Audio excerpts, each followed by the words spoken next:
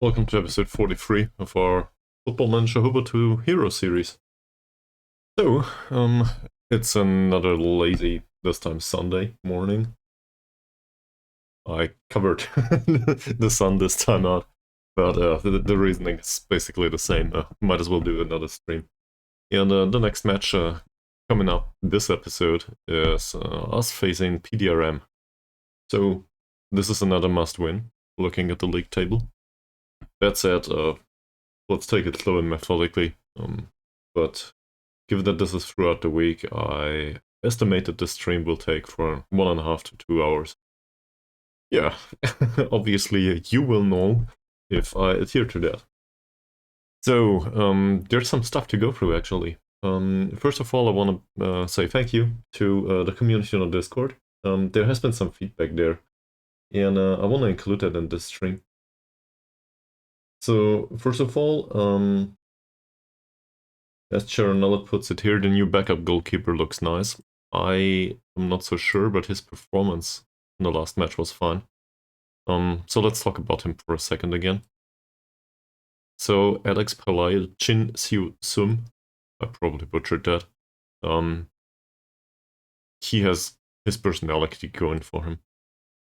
He's fairly professional and level-headed. That's a very decent personality from my perspective. So I like that. He also avoids using the weaker foot, so he's somewhat borderline useful for mentoring. There are some players in here that will be okay with this trait, and there are others I do not want this trait on. So yeah. That said, I think long term, as long as his wages remain the same, he'll be fine. The problem is he's highly susceptible to injury, so there's a reason why I signed him as a backup. I'd love for him to develop or something, but that will probably not happen. He's 25. So any rapid development is probably out of order. And then, well, just look at attributes. There's some stuff going on here, or more importantly, some stuff's not available so far. So, if we don't pull off a second Simon Owen from last installment of Football Manager, that had professional personality and developed quite nicely in Indonesia, that will probably not happen. But in particular, due to the susceptibility to injury, I think he will remain backup. That said, it's a backup that played last match. He played very well. He played throughout the friendlies and he played very well. That's very consistently good for some reason, and I don't know why. So, yeah, definitely a positive impact right from the start. I do not expect this to last, sadly. On the other hand, looking at Katwal Anwar Mochali, well, it says here he's consistent and very, he likes big matches, but looking at the form overall throughout the entire season, he's on a 6.7 rating for some reason. I don't know where he got that, to be honest. His form has been all over the place. In particular against stronger opponents, he didn't hold up to the expectations. Gotta be frank. Also, he's injured now, so yeah. Not a great perspective either. And looking at his medical report, it says average, but he has a recurring injury. What's it called? Shin splits. Yeah, that's basically some sort of inflammation stuff. Not good. So much for the goalkeeper. To make it complete, Mr. Modar is here, is retiring. So there is a reasonable argument to be made that the goalkeeper will probably need to be replaced at some point. The position is not a definitive solution for the future. Yeah, 5-minute rant about goalkeepers in the squad. Next feedback. So, as Sharon Nullet put it, he thinks Silverai should be put to a bench. Have a look at Silverai. I had a look at this earlier. So Neil Silverai here is the next best thing we have to our target forward in the youth team. That's what we try to train him for. That said, looking at the overall progress, well, as a poacher as well as a target forward. So as a poacher, he doesn't really, he doesn't cut it. Yeah, and as a target forward, I think there's some stuff here that's really great. Like balance and jumping reach is good. His strength improved a lot since he joined the club. So let's say he makes it to 7 or 8 in his younger playing days. That would be fine for a target forward on this level. So that's not bad.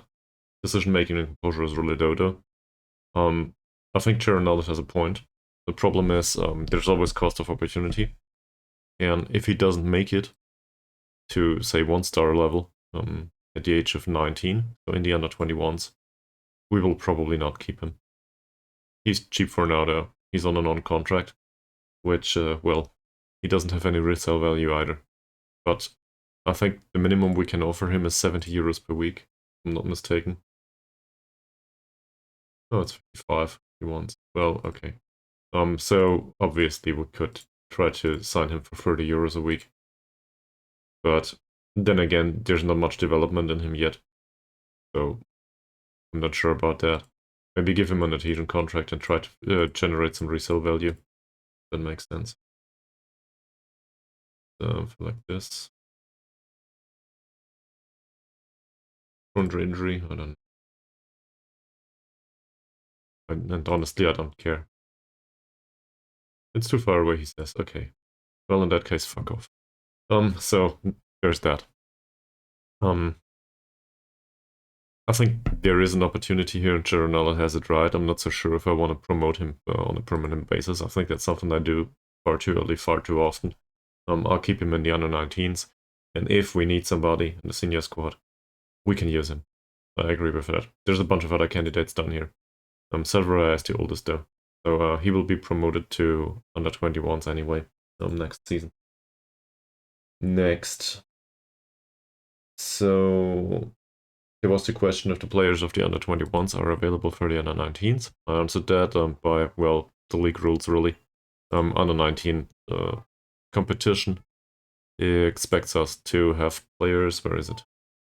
It should be in the league rules somewhere for the competition here. It expects us to have players that are under 19. Where is it here? Yeah, you can barely read it due to my picture. But anyway, so there's that. And there was a comment on the Russian central defender on the shortlist. Let's have a look at that guy. That's Artem Karasev, I guess. My biggest concern with Artem Karasev is, first of all, looks fine, no problem. I would probably take him on loan. But there's the small problem of,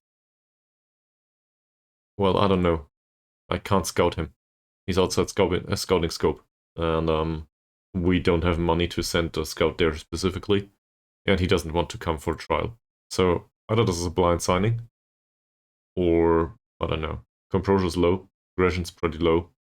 Positioning is probably a 7 or 8 maybe. Well, should be an 8. Yeah, the rest of it seems fine, yes. And he's 2 meters tall. So Charonatus has a point there. You know what? We're gonna do something stupid. We will loan him in until the end of the season. I will say he's regular starter. Forget about that. I will not deal with this. Who cares? If he's willing to come. Okay, they insist on that. Do they insist on the central defender and the role? The position I have no problem with. They insist on the role too. Okay, cool. Whatever, we can do that. So we'll make an offer for him and see if he wants to come. Well, this is no longer feedback from the Discord, but I also had a second glance at this guy.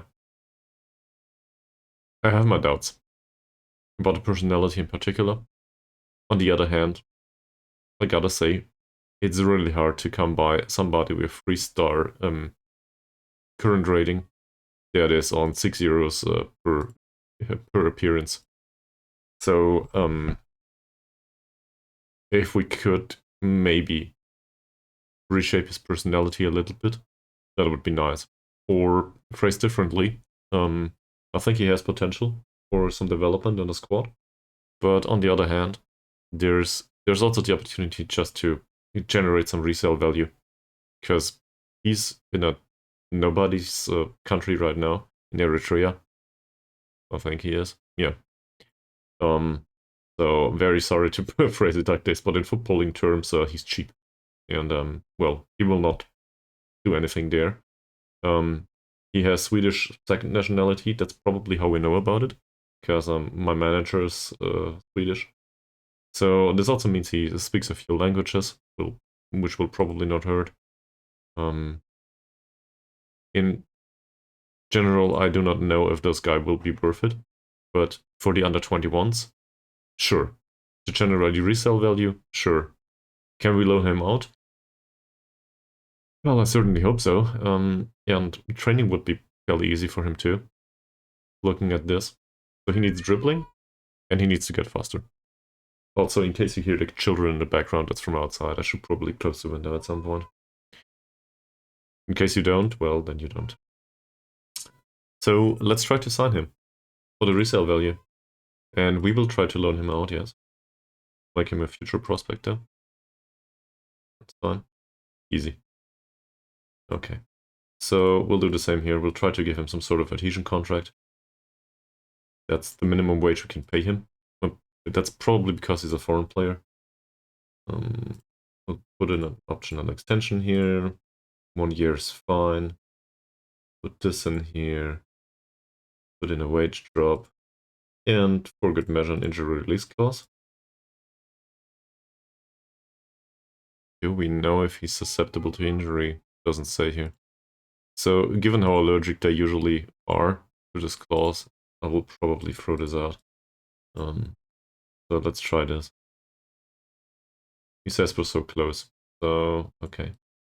Given that we're so close, we will remove all of this. Nope. Go away. Put that back in and just force it onto him. Let's see if he accepts. If he doesn't, we'll just do something similar in a month or two. Yeah, sure. Fine. So now we need to find a loan move for him, but I think this is good business. In general. The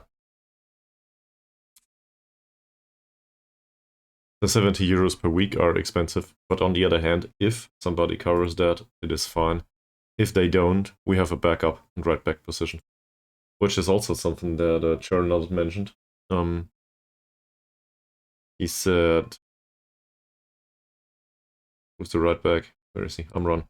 He said that Amran will probably be an acceptable emergency backup, and I think I agree.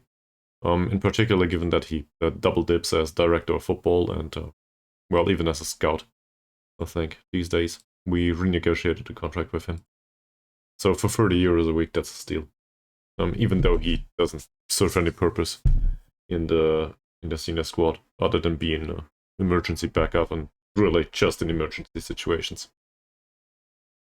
Yeah. So much for that.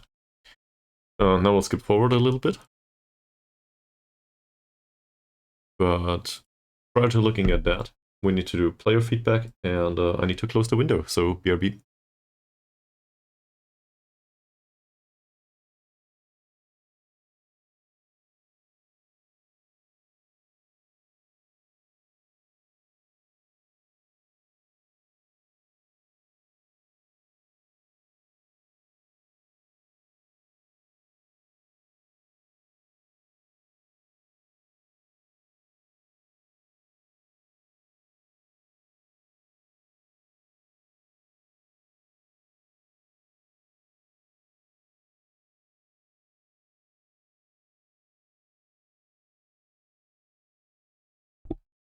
All right.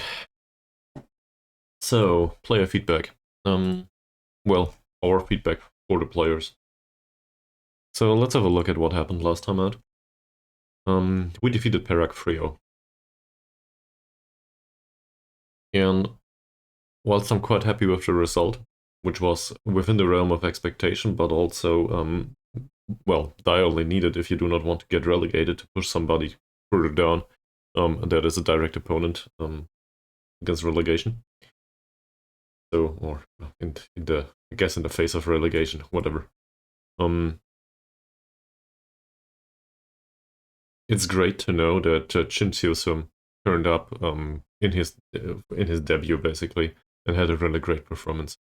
And the good performance is well distributed throughout the rest of the squad.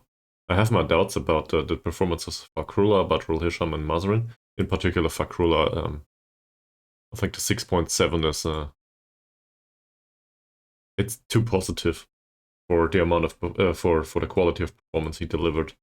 But I'd rather have a good rating and good development on the players than the other way around. And well, we can be happy with this overall, I think. So we'll tell them. And looking at the substitutes, most of those didn't really have an impact. That said, we were able, due to the result, to play some of the bench players, which is good for overall sharp. Let's have a look at the calendar too. I just pulled the training calendar because I prefer this one to the other one. The other one's rubbish. I mean, I have the dates here, but I like the graphical representation. So we'll play PDRM in a week, which means we have regular rest, regular stuff.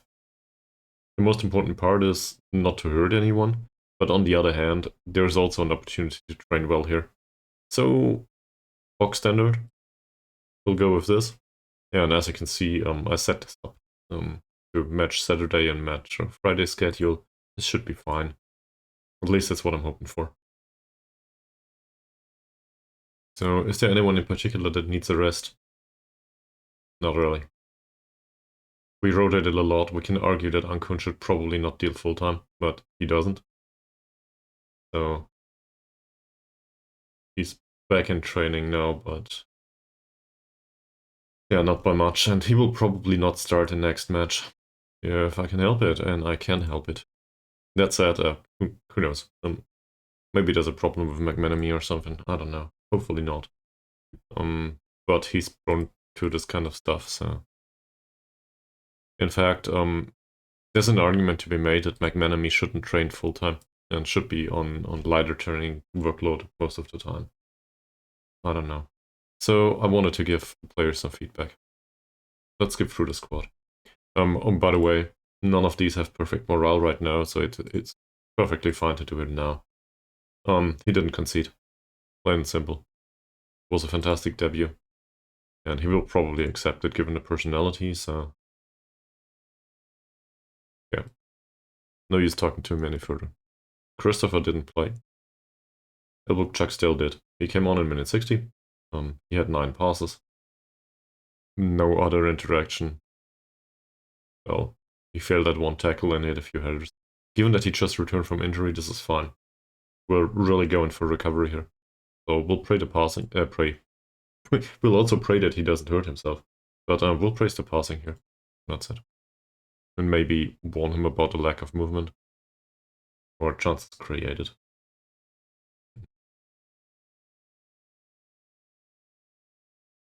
There we go. Give us motivation.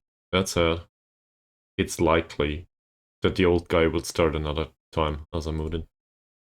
I do not want to risk Chuck still too early.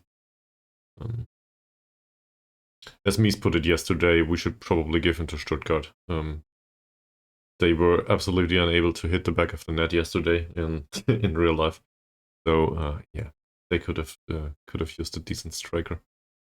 What's with Fakrullah? I already mentioned I'm not that happy with his performance. That said, we didn't concede, so we can still praise him for the tackling maybe. But I will try the lack of defensive performance here. In particular, the heading's bad. 2 out of 5 is not good enough.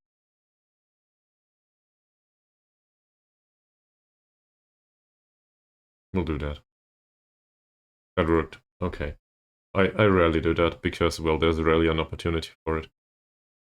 Hammer. 1 assist, 1 goal.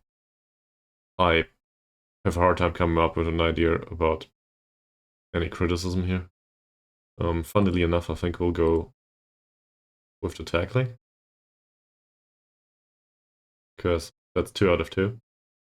So that's a safe bet. Yeah, no use warning him about anything, I think. That's just not fair. RC came on in minute 77. Can we praise his passing, actually? We might. He played in attacking midfield. So we'll praise the passing. Okay. And we will warn him about the lack of chances created.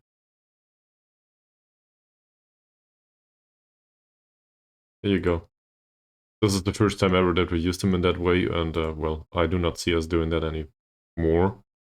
But on the other hand, he has the reasonable passing, so why not? Yes, shown by the attributes as well as the stats. Jeffrey is on a 7.2 rating. I think we'll go with the tackling here. Great. Area, not much to say. Mazarin, well, I think this is fine. 75% tackling is something I usually don't touch. Lack of defensive performance I cannot really agree on. One chance created, 3 key passes. You know what, we'll try this. I'm in an experimental mood today. Bit more creative would be... okay. See? So he had a bunch of key passes and 1 chance created, and according to him this is enough. So we'll keep it at that. McManamy had an assist. Came off in minute 60 due to injury concerns, I guess. Yeah, I think he was also really tired. He had an assist though, but I will probably go with the passing in general. 44 out of 48 is a pretty good percentage.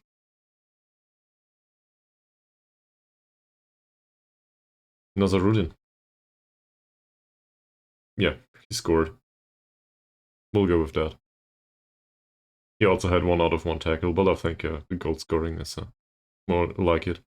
He's in quite good morale and will remain there because he's unhappy due to being played as a shadow striker recently. We did play him as an attacking midfielder now, but as you can see, well, it will take some time for him to consider that a fulfilled promise. 11 out of 12 passes for Rusty. That's fine. We'll go with that. Well done. Not much else to say. Rusty, not to be confused with Rusty. Similar. Very similar, in fact. One played in defensive midfield, though the other one is a left back. Just passing. Yep. 3 didn't play. Zakaria did. He contributed nicely. I would argue he can do better, but on the other hand, we're talking about a 16-year-old still. So, all good.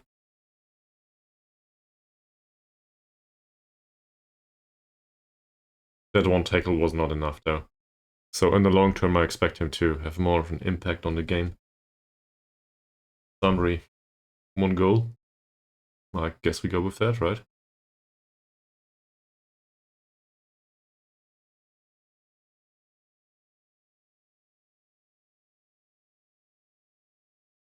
Ahmad Nizam. Yeah. So he came on in minute 60.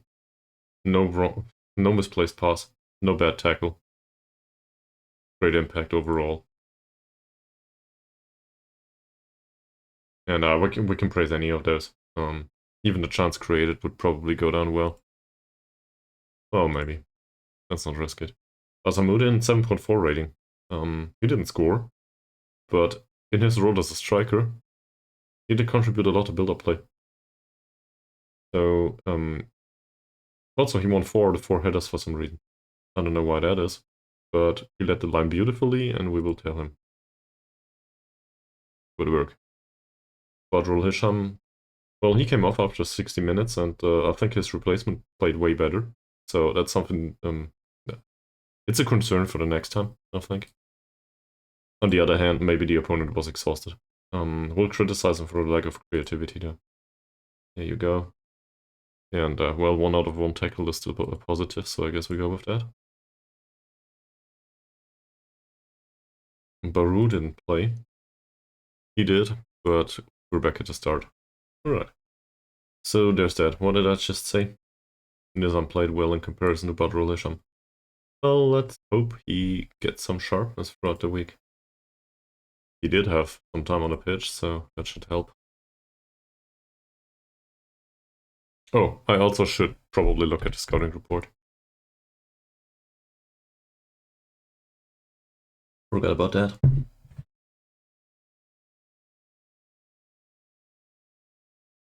Yeah, this is all fine. Let's deal with the training here too.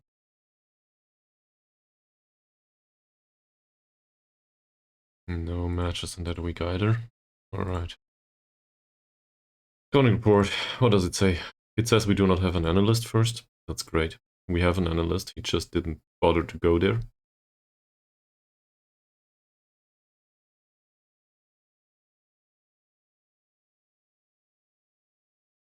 So we need to use Kamarudin, and the only...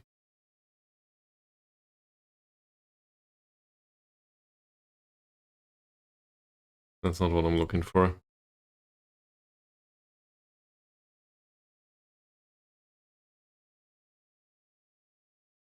Here. So we use Kamarudin as well as one of our analysts. We still have two to do ongoing reports on the next opposition. And then I guess we send somebody once more. But I think we can only get a scouting report again. Anyway, we don't have an analyst. Oh, now we have. Okay, cool. I didn't know this this worked immediately. Sure. Football manager is weird sometimes. They have their own Zakaria and defensive midfield, so that's concerning. They play control possession style. We will play them at home. And looks like they play in some sort of overlapping style, maybe. I'm not sure. These two will probably drift forward a little bit. He's right-footed though. And looking at his positioning, he seems like he has his pace. That's about it. So that should make it fairly easy to go down the right again, on our side. This guy though will probably cover for him. We'll see. Definitely a case of marking him out of the game though. Rumley is fairly dangerous. But again, a case of marking him out of the game probably. It's not like these cannot be threatening, but we should be able to deal with it if we do our job in a reasonable manner. It says it's a close contest. Let's have a look at the club vision too. Where is it? The expectation is a draw.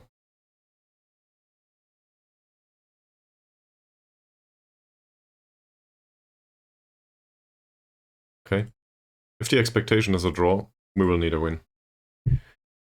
Simple as that. And it's very likely that we will use this formation again with the defensive setup and maybe some tweaks.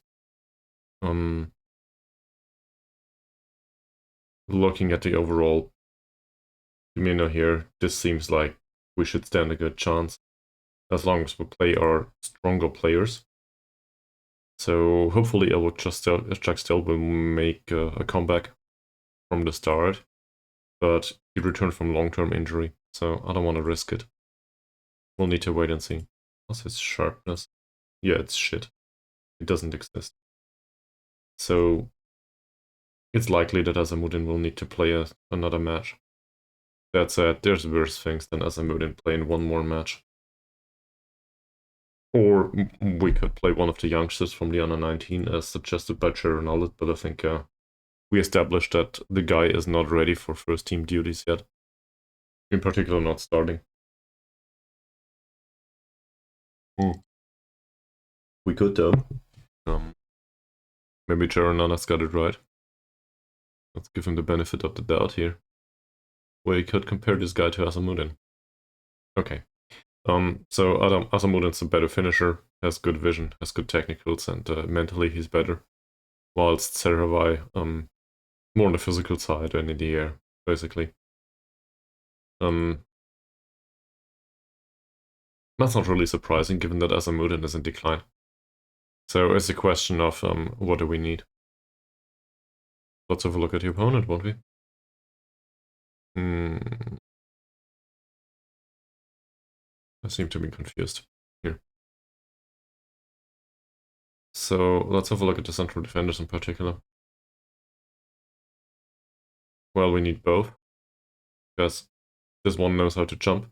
He's somewhat strong. He's stronger than Yavai, whatever his name was. And Marcir here, similar. But with low positioning. So chances are that Asamuddin will be able to pull him or draw him out of position. So yeah, most likely we'll play him again. Feels a bit like I adhere to the sunk cost fallacy here. Given that he's on 150 euros per week, and now we need to play him. But on the other hand, it's what he's here for. So I don't know. We'll probably be fine.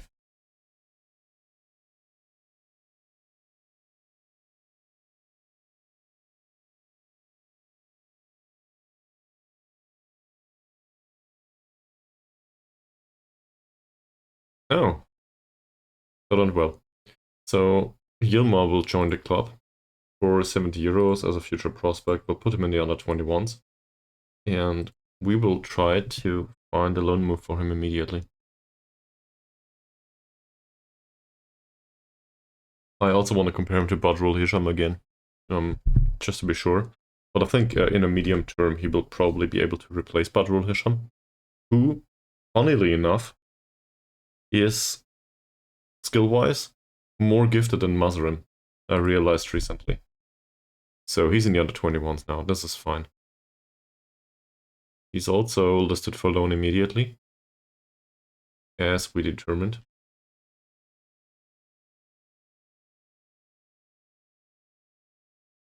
Maybe somebody wants to have him.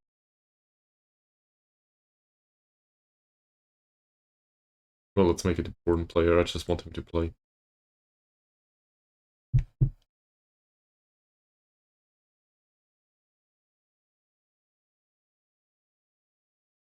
We told him he would go out on loan.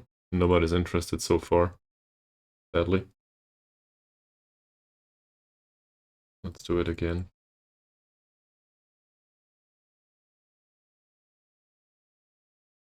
Funnily enough, though, the specific focus works, so that's a good idea.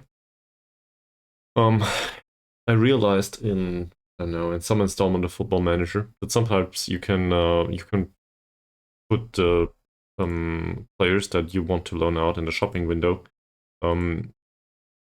by playing them in the senior squad, even just from the bench, so that others might see them.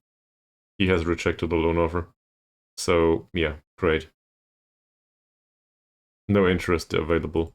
I guess that settles the affair for this season, or at least for this transfer window. There's... What's going on with this club?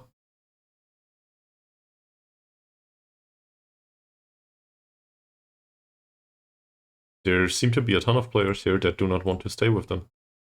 So we're talking about the goalkeeper this time. And well, if the intermediary says so, we will offer a trial to him. We'll probably get offered half of their squad if they work well. Where is it? Also Ini, if he works for this club and all of his their players. They rejected the offer, and certainly for 160 I will not be able to sign him anyway. That's way too expensive. There's a change to the schedule here, this is fine.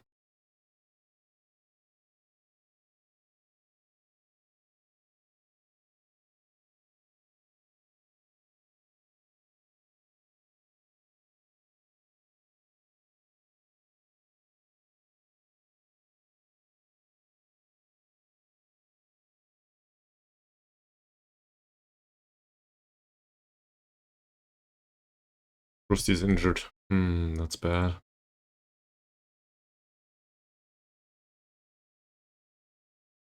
But he's just a bench player for now. 3 days is, well, that's a close shave. He will probably not be ready. That's sad. What kind of injury was it? A type thigh. So for a few minutes, he will probably be able to play. It's more of a risk of injuring him long term. About Chuck Stella, on the other hand, yeah, still highly susceptible to injury.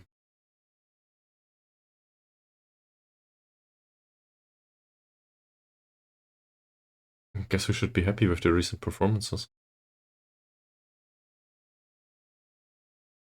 It's the end of July. And we also, so far, were able to not have another deficit this month due to the friendlies. So that's good. We'll follow Confucius. He knows better. It's fine.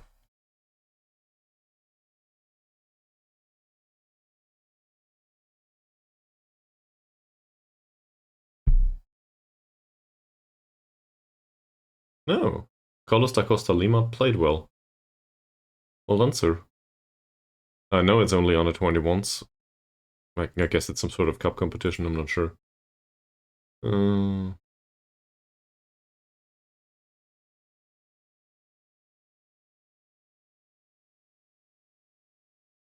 Yeah, we will take on PDRM, and well, they are dangerous these days. They had a draw. Facing Pahang of all clubs. You gotta be kidding me. How did you manage to salvage a draw from that? Is there... What happened? 9 away fans. Yes. I love this league. Yeah, cool.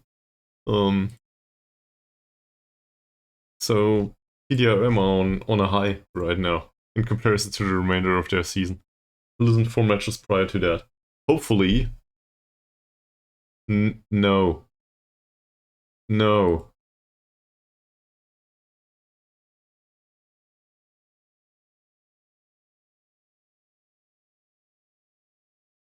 Fuck.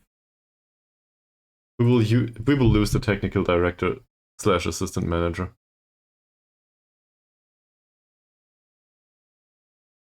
That's really horrible. This is a major start for us.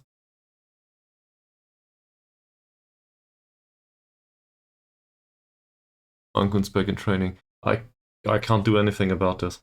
I can ask him to stay, but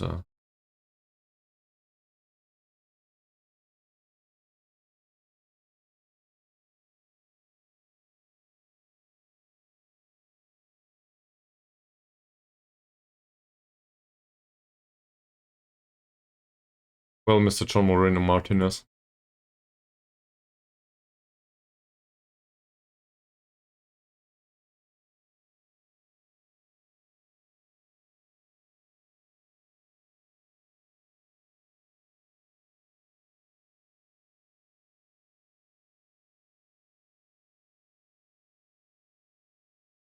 I think I will go with this.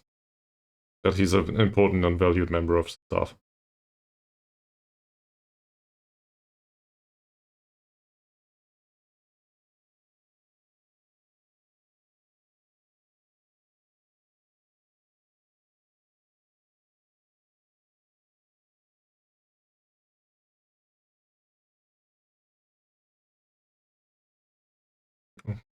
I think we'll go with this. I'll let you decide.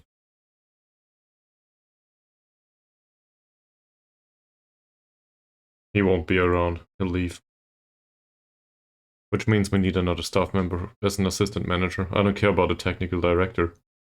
We need the assistant manager. And well, he's on 100 euros, so and on top of that, we will need an assistant manager that is remotely capable of doing some stuff. Which means...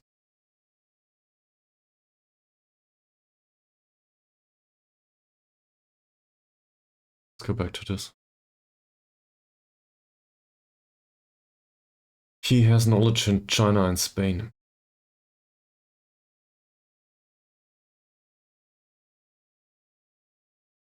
Holy shit, we will not find anyone else on this level. But maybe we can pick his brain. for now. And find a staff member that has scouting knowledge in China too. So, is there an assistant manager available from maybe China? Because Malaysian assistant manager we have, they are down a dozen.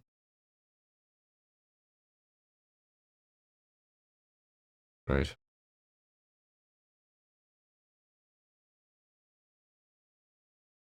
He's not good. Not good at all. The thing is, scouting knowledge in China is really useful to us. Coaching, maybe. There's a few coaches here.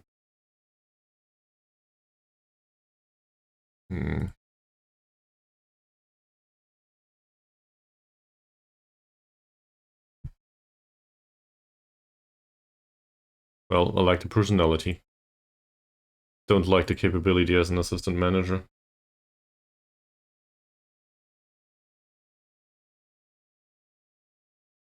There's a ton of Chinese guys, though, that could do coaching.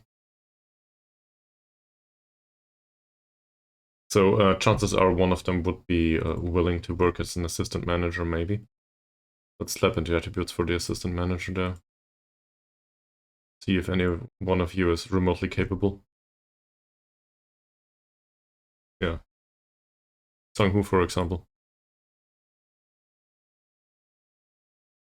Who won't do it. For sure. Relationship with me is good for some reason. Don't know why. But he's retired from hands-on roles. He might do a job as a head of youth development, but we got one.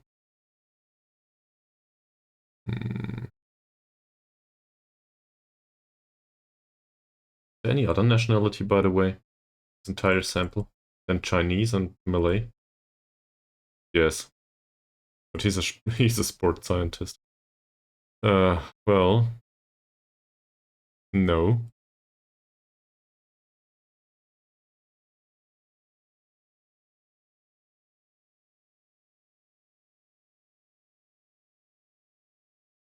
A sport scientist and a physio. So these two will not... They will not be available, not for this job. Trying to find a replacement for a staff member like this is really hard. Should have extended his contract earlier, but... What can you do? This is all my... Yeah, this is all Malaysian. Great. So... Forget about any of this.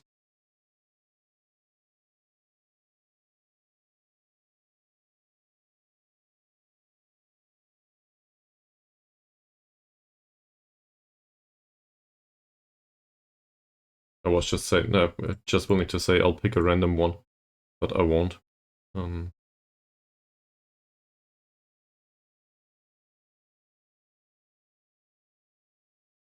I'll pick a random guy and try to offer him a job as an assistant manager. Oh, that's not bad. Never mind. That's the one we had a look at earlier.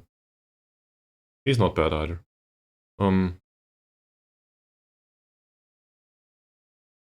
Level-headed, okay. Well, the overall coaching stuff here is not bad. His people management and stuff is concerning. But what can you do? He's better than this one. He has the personality, the other one has the skills. We can always go with somebody from Malaysia, but I think we need to retain the scouting knowledge from China. Somehow. Because otherwise we will not have it anymore, and that would be very concerning.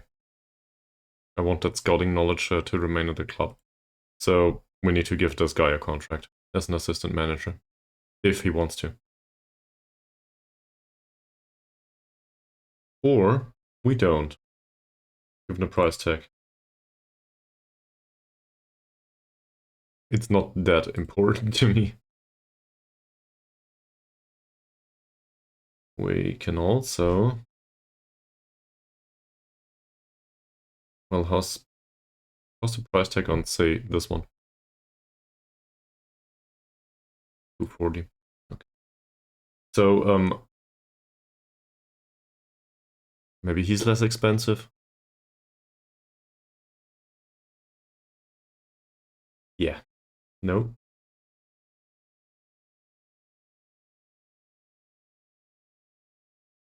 I mean, obviously I could just give it to somebody that's entirely unqualified. Just for the scouting knowledge. We don't have any money. So let's bring in a model professional as our assistant manager and pray. Or not. You know what? Let's see. Maybe he doesn't leave. He will leave. He'll be gone.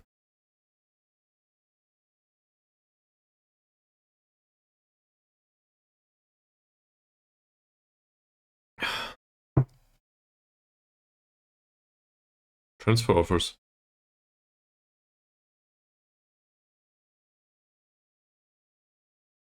This is a positive.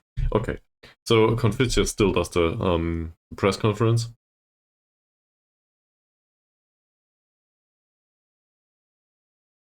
So that was a positive.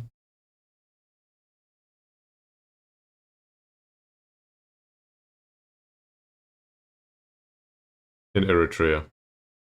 And this is Red CFC, where he comes from.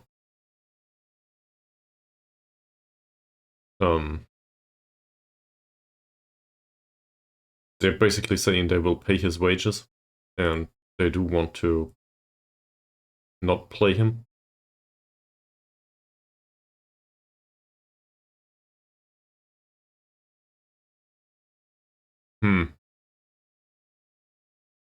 Is there's no simulation of games here, right? So that's just a case of good business in that sense, because he will have natural development and we do not pay his wages, and then we have some, well, resale rights. So that would be a decent idea.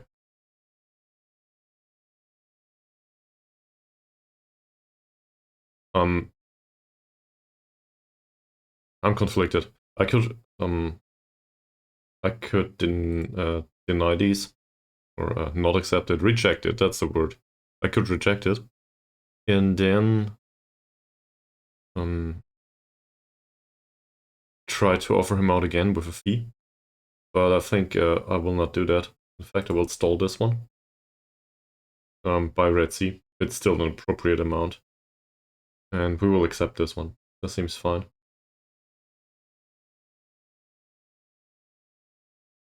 This one was stalled. And there's no offer for Da Costa Lima, sadly. But now we know that for 2.5 star, territory there is a loan opportunity. Even at, well, even coming from our club. I think also McManamy attracted some loan interest previously. That's gone. But in general, there could be something there at some point. Basically, once they hit the 2-star territory, it should be fine.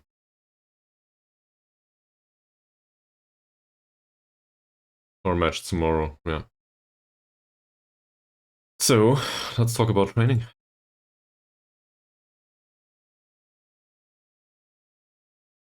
Zakaria trains well, as usual.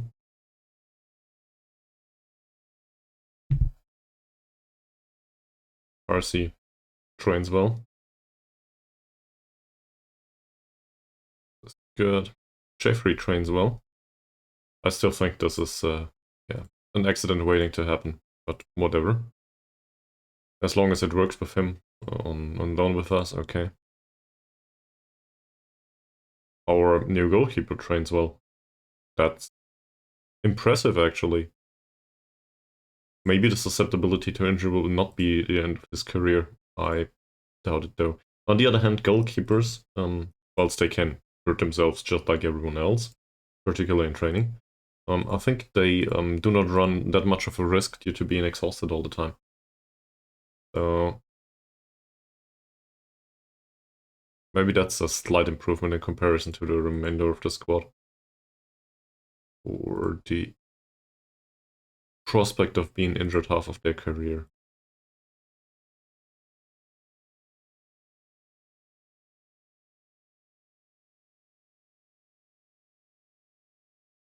Well, carrier, this is a little bit better.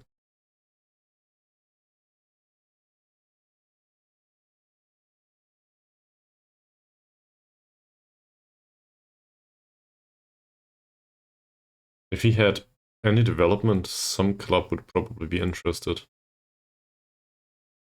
Maslan Ismail. Okay, not bad, sir. Not bad. Probably more kiddo though than sir. Perak and Kedah had a draw, which is fine. Cushing and Kill Rovers had a draw, which is fine too. And Sabah and Terengganu, well, Terengganu won that one. So that's a positive for us too. I don't care. I just wanted to say they will get promoted. They will go to the Asian Champions League, or whatever the top spot is. Doesn't matter much to me.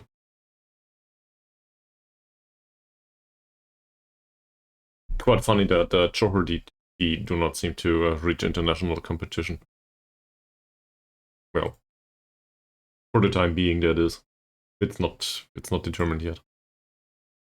Expectation is a draw. Yeah, I see that. They want Ankun to return from injury. I can see the appeal in that too, but possession heavy strategy. Yeah, we'll go for that. Attacking football, I don't know. Excitement and, well, pressing football. Basically, whatever we do all the time.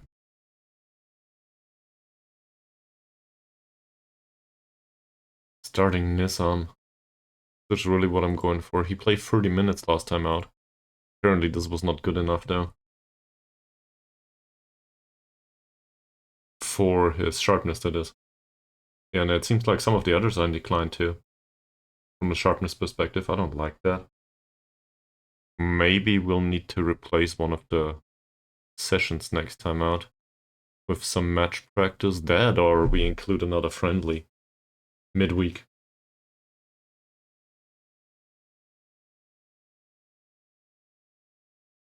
That's hard. By the way, do we have another staff member maybe that could do the assistant manager job?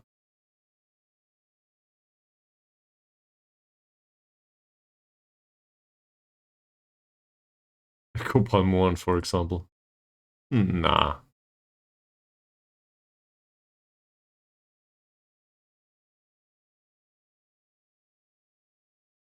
He's good. He'll do. As an assistant manager.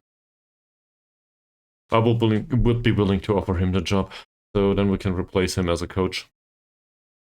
That makes it much easier. And he's too expensive, for example.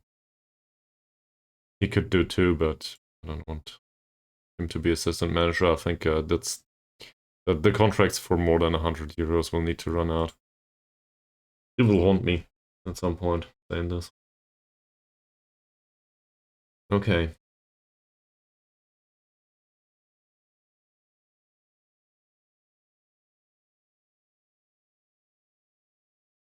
I don't care. Well, there's a friendly, but he's in the under 19s. Well, we could include all of those that need sharpness, right? There's a ton of them. So, not a bad idea. Let's include all of them for 45 minutes.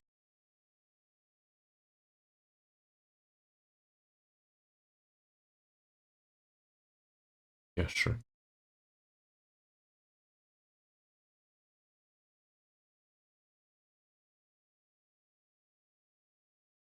Yes, the sharpness of the under 19 squad is not as important as the sharpness of the senior squad to me, so that makes sense.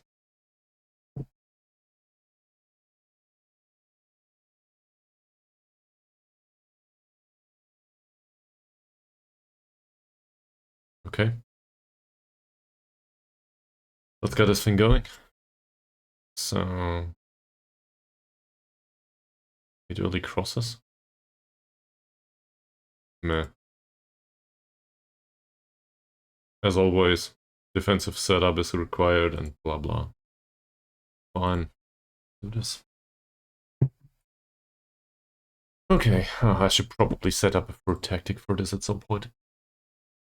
We'll go defensive. All of this stuff. Waste some time from the start. We're perfectly happy with a draw. If worst comes to it. Roll it out. Yeah, please do that. Stop crosses as always. This all seems reasonable. And there's not much reason to change the bench setup, I think. Mochalil is still injured. Amran, well, he's emergency backup and we'll use him like that. Christopher is on a 6.4 rating in training. Don't see that happening. And Safri was training well.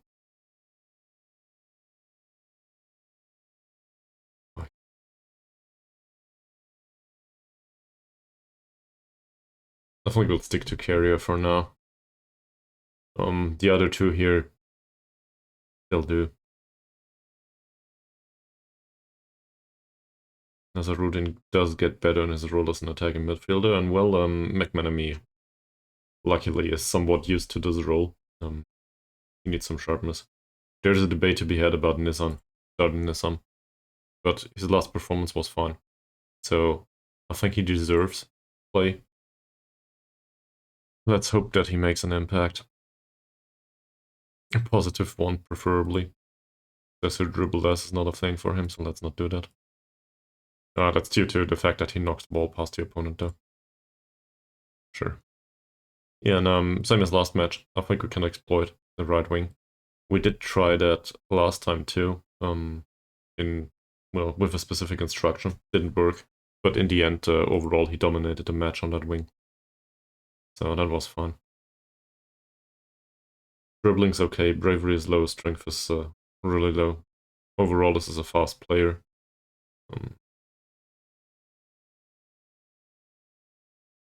I think we'll have a hard time shutting him down if we don't do it previously, prior to him receiving the ball. So it probably says mark tightly.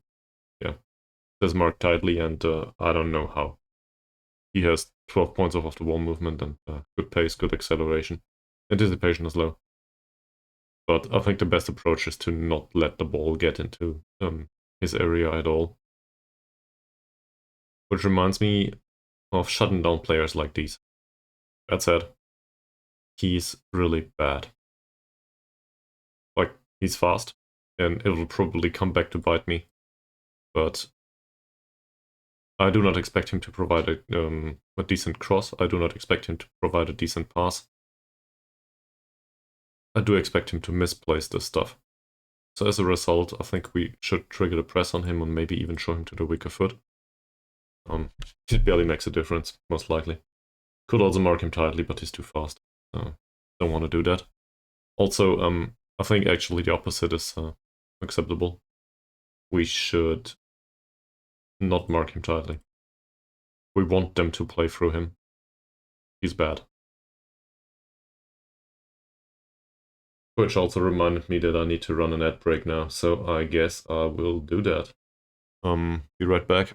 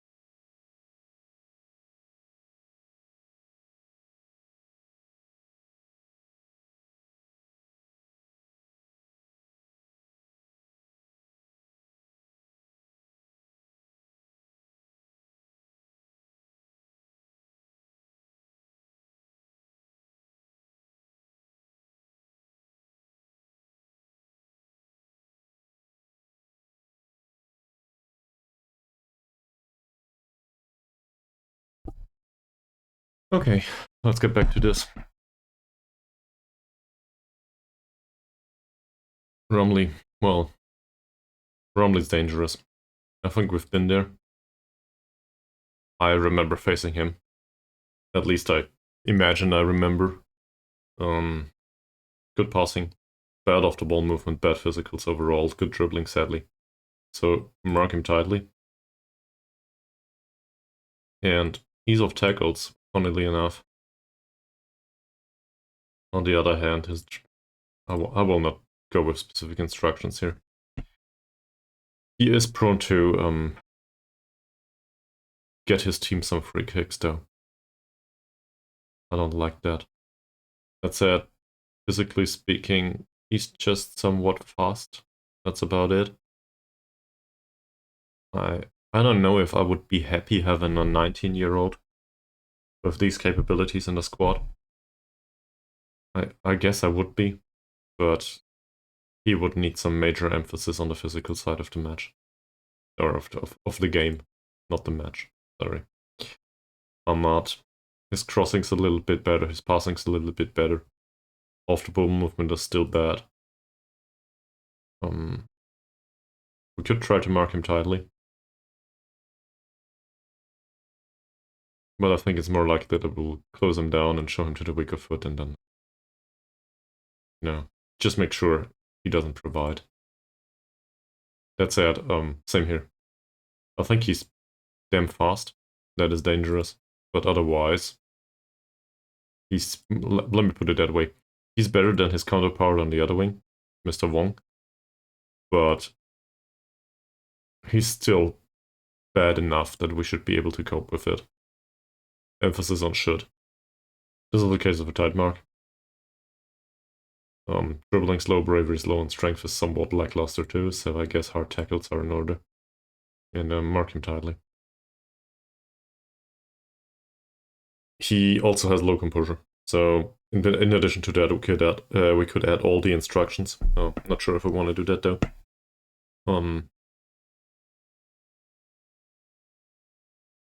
His natural fitness is pretty good. So, I don't know. Does he have a history of injury, by the way? Maybe. No, not really. Hope this didn't lose our instruction this time. No, it didn't. So, that happened last time, last stream. That the specific instructions were lost. Did he have a weaker foot? Yeah, well, somewhat. This one here, passing's worse. Tackling's better. He has good first touch. But dribbling and composure? I don't know. We could, like, comparing him to the rest of his players, his colleagues. So, in comparison to the remainder of the team, he still has good passing. So as a result, I think we should mark him tightly and take him out of the game. Similarly, he has bad physicals, so same. We mark both of these tightly and try to get him away from the ball. 6 points of passing, crossing somewhat low. Same here. Same here. And this guy's crossing is good. But I do not think we need to mark any of those tightly. Shall we press all of them? I mean, he knocked the ball past the opponent, so this is definitely the case of pressing him. That does make sense. He plays short, simple passes. It's very unlikely that something will happen from that, so no particular press is needed. Winning back the ball from him, I don't know.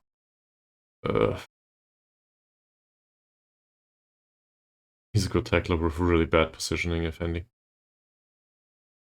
Also, showing him to the outside would probably force him into crossing, which is even worse. And Halim, he's a good crosser, sadly. So I think triggering the press on him makes sense. And showing him to the inside. What about the goalkeeper? Really bad communication skills.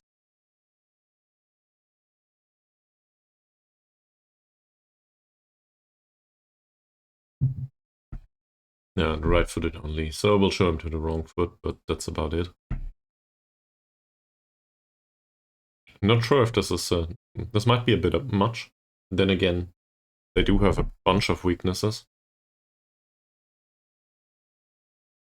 Alright, any major concerns in here? Not sure. We'll just roll with it, won't we?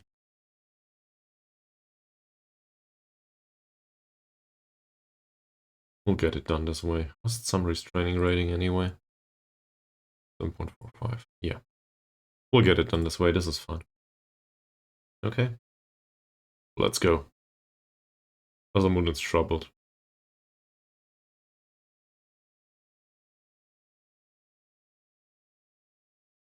Well, Magnanimity is weaker than his opponent. That's not good.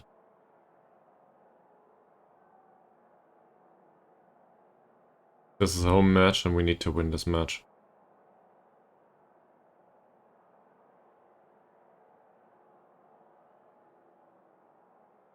We'll go with this. Slight glimpses of motivation have been witnessed. And I will encourage everyone. Apparently nervousness will not be a major concern today. I do not want to pile on the pressure too much. Hey, yet another member for the fan club. Are you quite sure it's not a self-help group? Hi. Welcome to the stream, sir.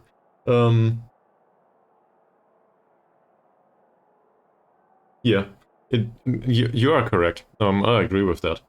The thing is, sometimes I don't do any at all. Sometimes I tend to overdo it, just like now. But I guess there's room for the in-between. On the other hand, as long as it's successful, I don't know. I'm not sure if I want to change the approach. That makes sense. So, how do you set a limit for yourself, or I don't know, any particular approach on your side?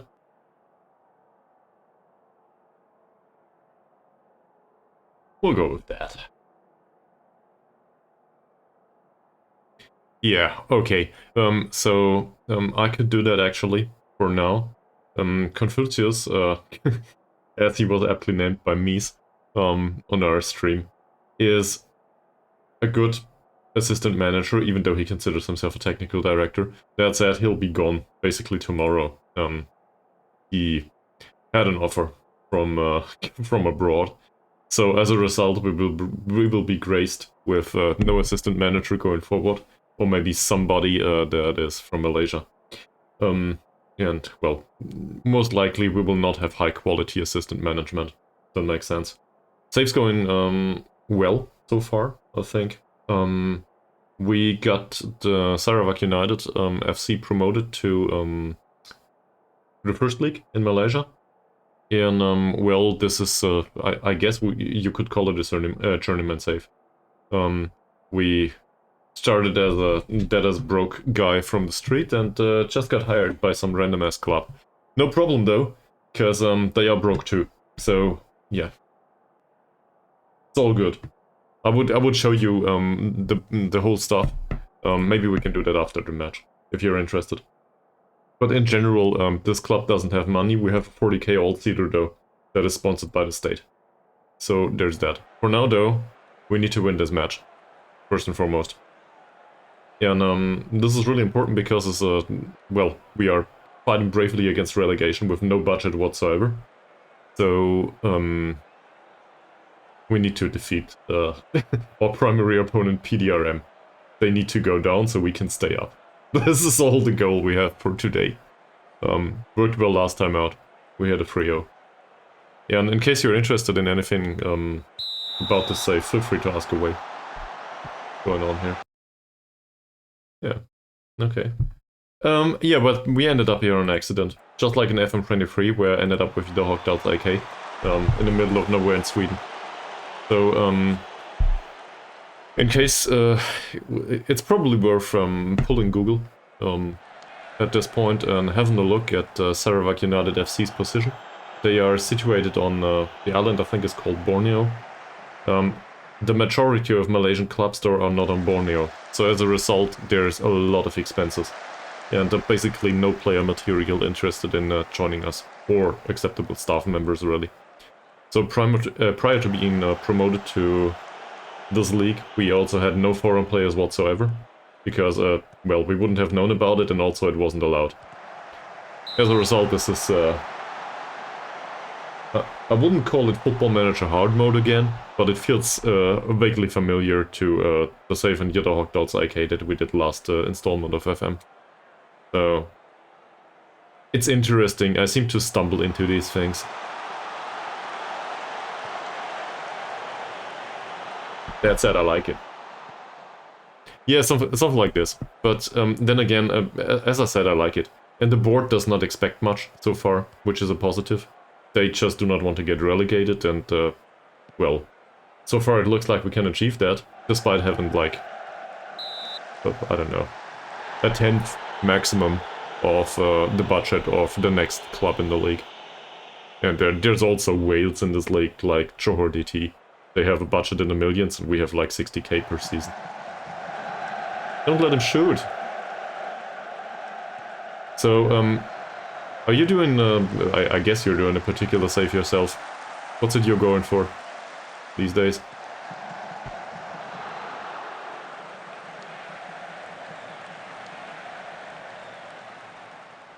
I like your nick, by the way. I'm not that familiar with Kaizen just yet, but I'm aware that this is a thing.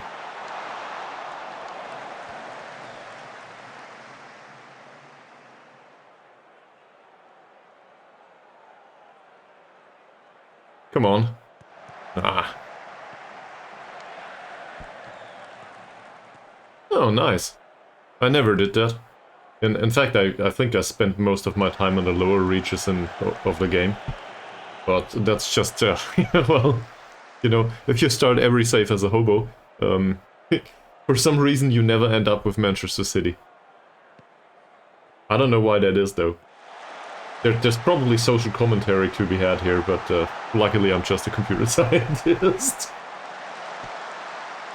That said, the Pentagon Challenge is something that I can certainly appreciate. Maybe I should do that at some point too.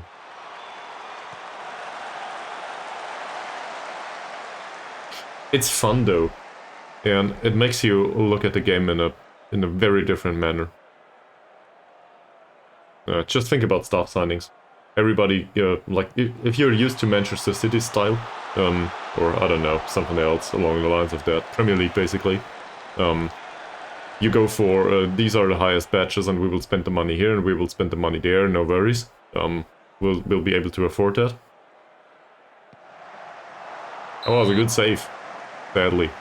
But in comparison to that, in the lower reaches, you just can't afford most of the good stuff. If they are remotely willing to work with you, playing and non-playing. So as a result, I think financial management becomes a much bigger part of the game, which is fine with me. Why would you do that, Jeffrey? This was a really boring first half. We barely made an impact, I expected more. That said, well, it will end up as a draw. If it goes on like this. Alright. I'm not happy with this.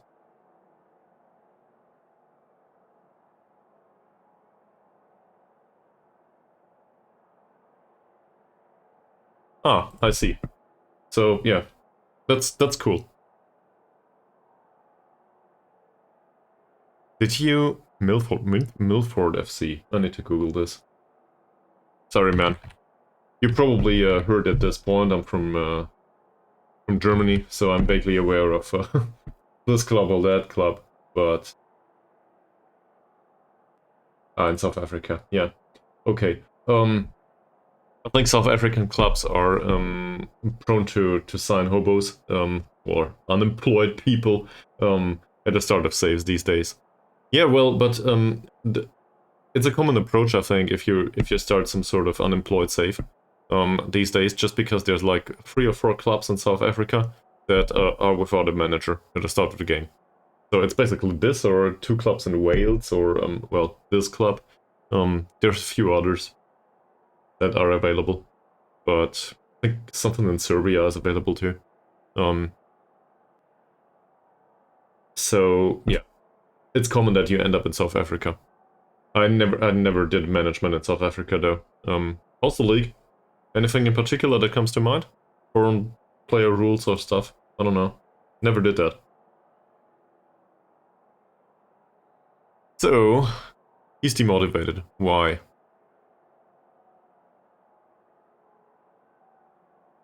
Now he looks happy. Okay. You guys are not doing well. And I will tell you. Oh, thanks. 6.6 or below. 6.7 or below. Let's pile on the pressure a little bit. I expect more.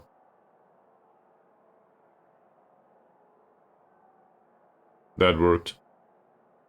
Who's left? Zakaria, McManamy, and that's it.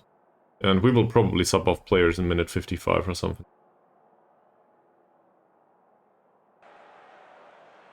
Oh, they subbed a bunch of players. Have a look at that immediately. Great.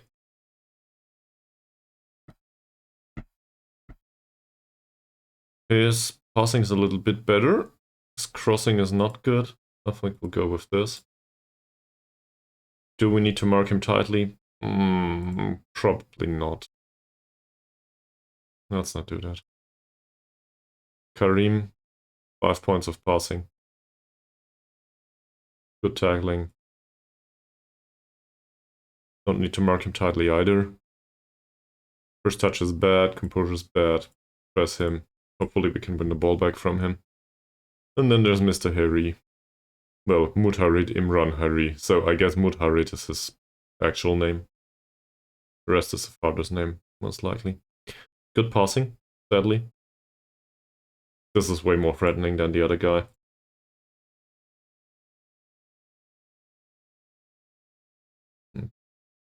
Let's hope that nothing happens there.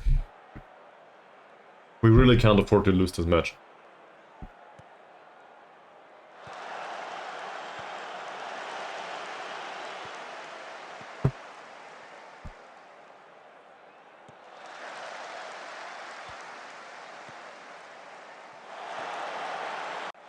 Rumley got a yellow.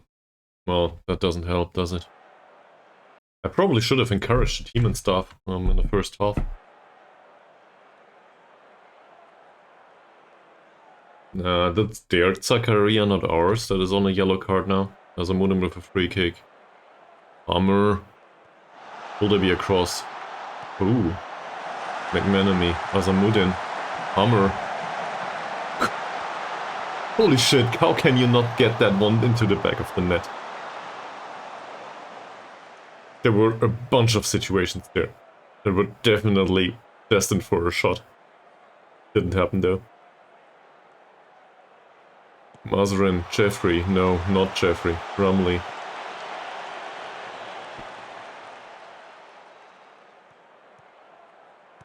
Azamuddin kept the ball in play, Zakaria, Azamuddin again.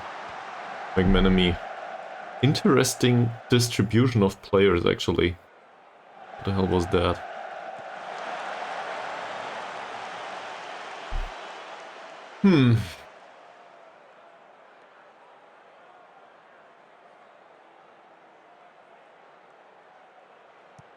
So, they had one shot.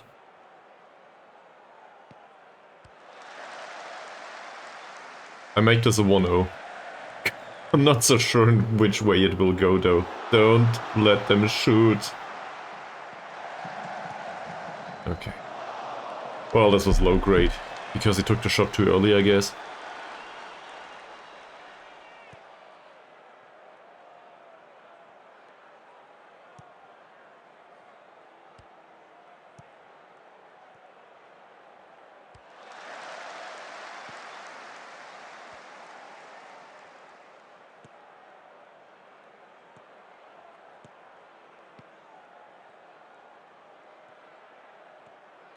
I don't know.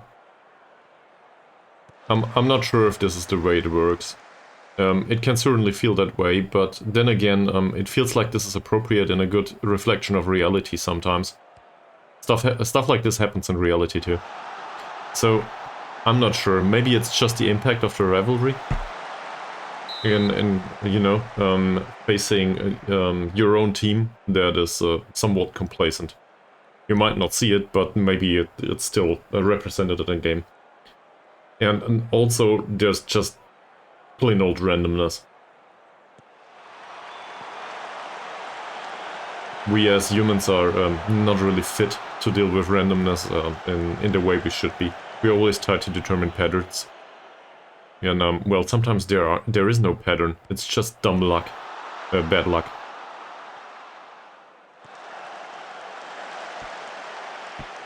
Well, I think it depends. Minute 59. We will watch this scene. I will need to sub on some players at some point. Come on, Samri. No. Second attempt? Oh! What's going on today?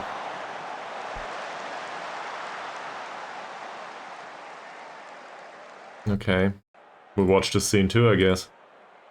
Mazrin. Samri loses the ball. Mazrin with an immediate cross. That'll be a corner, won't it? No? Hammer. Ooh, interesting. McManamy with a long shot. Didn't expect that one. Mazrin with a cross from deep. Azamuddin. That's it. I've had enough. Alright, Azamuddin, you could have scored that one. Now you will be subbed off. He's not the worst in the squad, but I think Elbok Chakstel needs to make a comeback anyway. From injury. Badrul Hisham can replace Mr. Nizam. And for some reason these are all nervous. What's going on there? Ankun's not really ready to play yet. We could bring in Harsi, but Samri don't want to do that though. Hammer. Where's Hammer? Apprehensive and on a 6.7 rating today. I think I will try Baru here. So, he's focused already, the other two are composed. Go, score the winning goal. But did you run in into tactical problems? Oh, he was offside on top of that. Or, I don't know, is it just a general statement?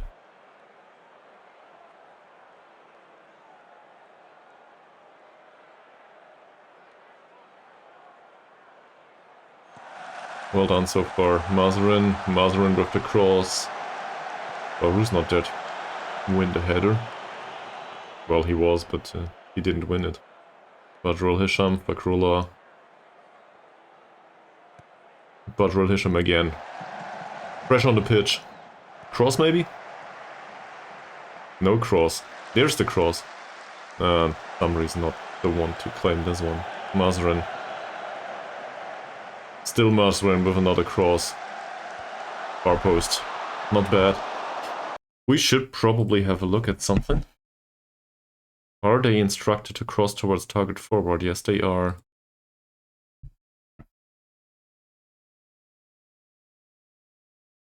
Well, if you always play rivals, at least the financial circumstances of the club will not be a problem, given the amount of supporters it brings to the stadium. That's just bonkers. Here in it's not Indonesia. Here in Malaysia, we have like 400 people in the 40k all-seater. In case it's not rivals, and once we play a rival, all of a sudden it's, I don't know, 5k. So, we basically we make do just with the rivalry induced matches,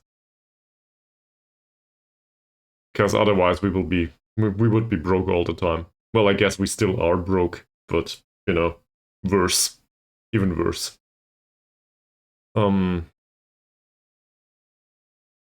Everybody crosses towards target forward. On paper. Have a look at the central defenders again. His jumping is better. His strength is worse. Positioning is good. He's way worse. So what we'll do now is, we'll tell him to mark... Was it Ahmad? I don't know. I forgot. Nope, the other one. We'll tell him to mark...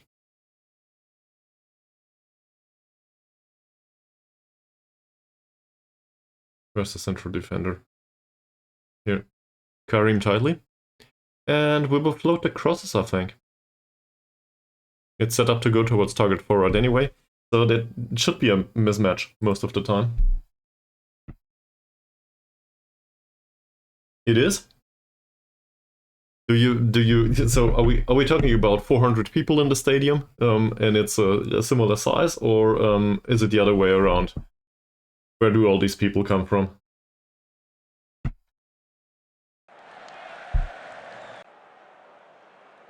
Minute 73. I'll risk it.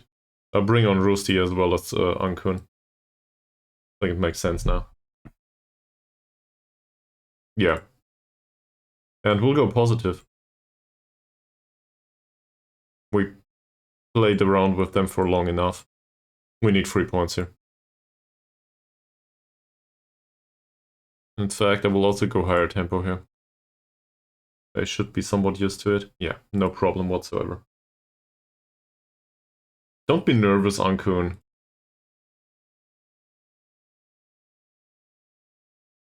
He's inspired.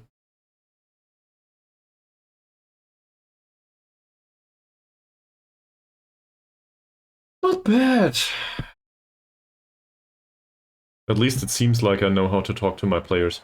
Positive mentality is not what we're going for usually, given that we are the everlasting underdog here, and I realized that we still had a ton of opportunities to score. That should be offside. No? Should have been offside. Wasn't though.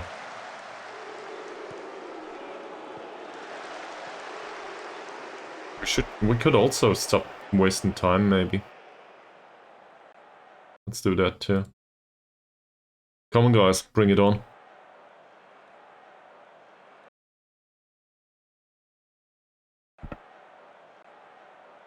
Still encouraging everyone.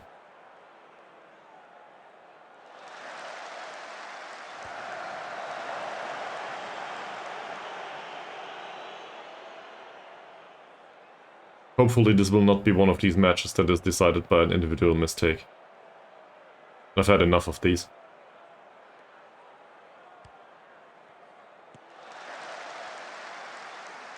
Is there any particular club that you support in real life? Person? I might not know it, but still wanted to ask. Well done. Ankun Baru. Badrul Hisham. Oh no. Ah, interesting way to solve this situation. Badrul Hisham again. Nice cross, elbow chuck still. Ah. I see. So that explains the fact that you showed up early in the morning for a European stream. What time is it in Australia right now?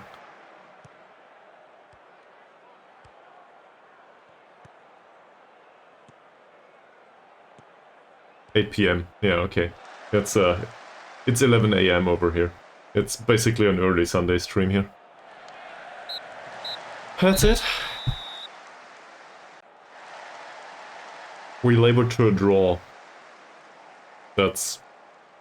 I'm not sure if I should be okay with that. I guess 4 points out of 2 matches against relegation opposition is fine. On the other hand, I'm annoyed that we didn't score. The expected goals say we were favorites to win.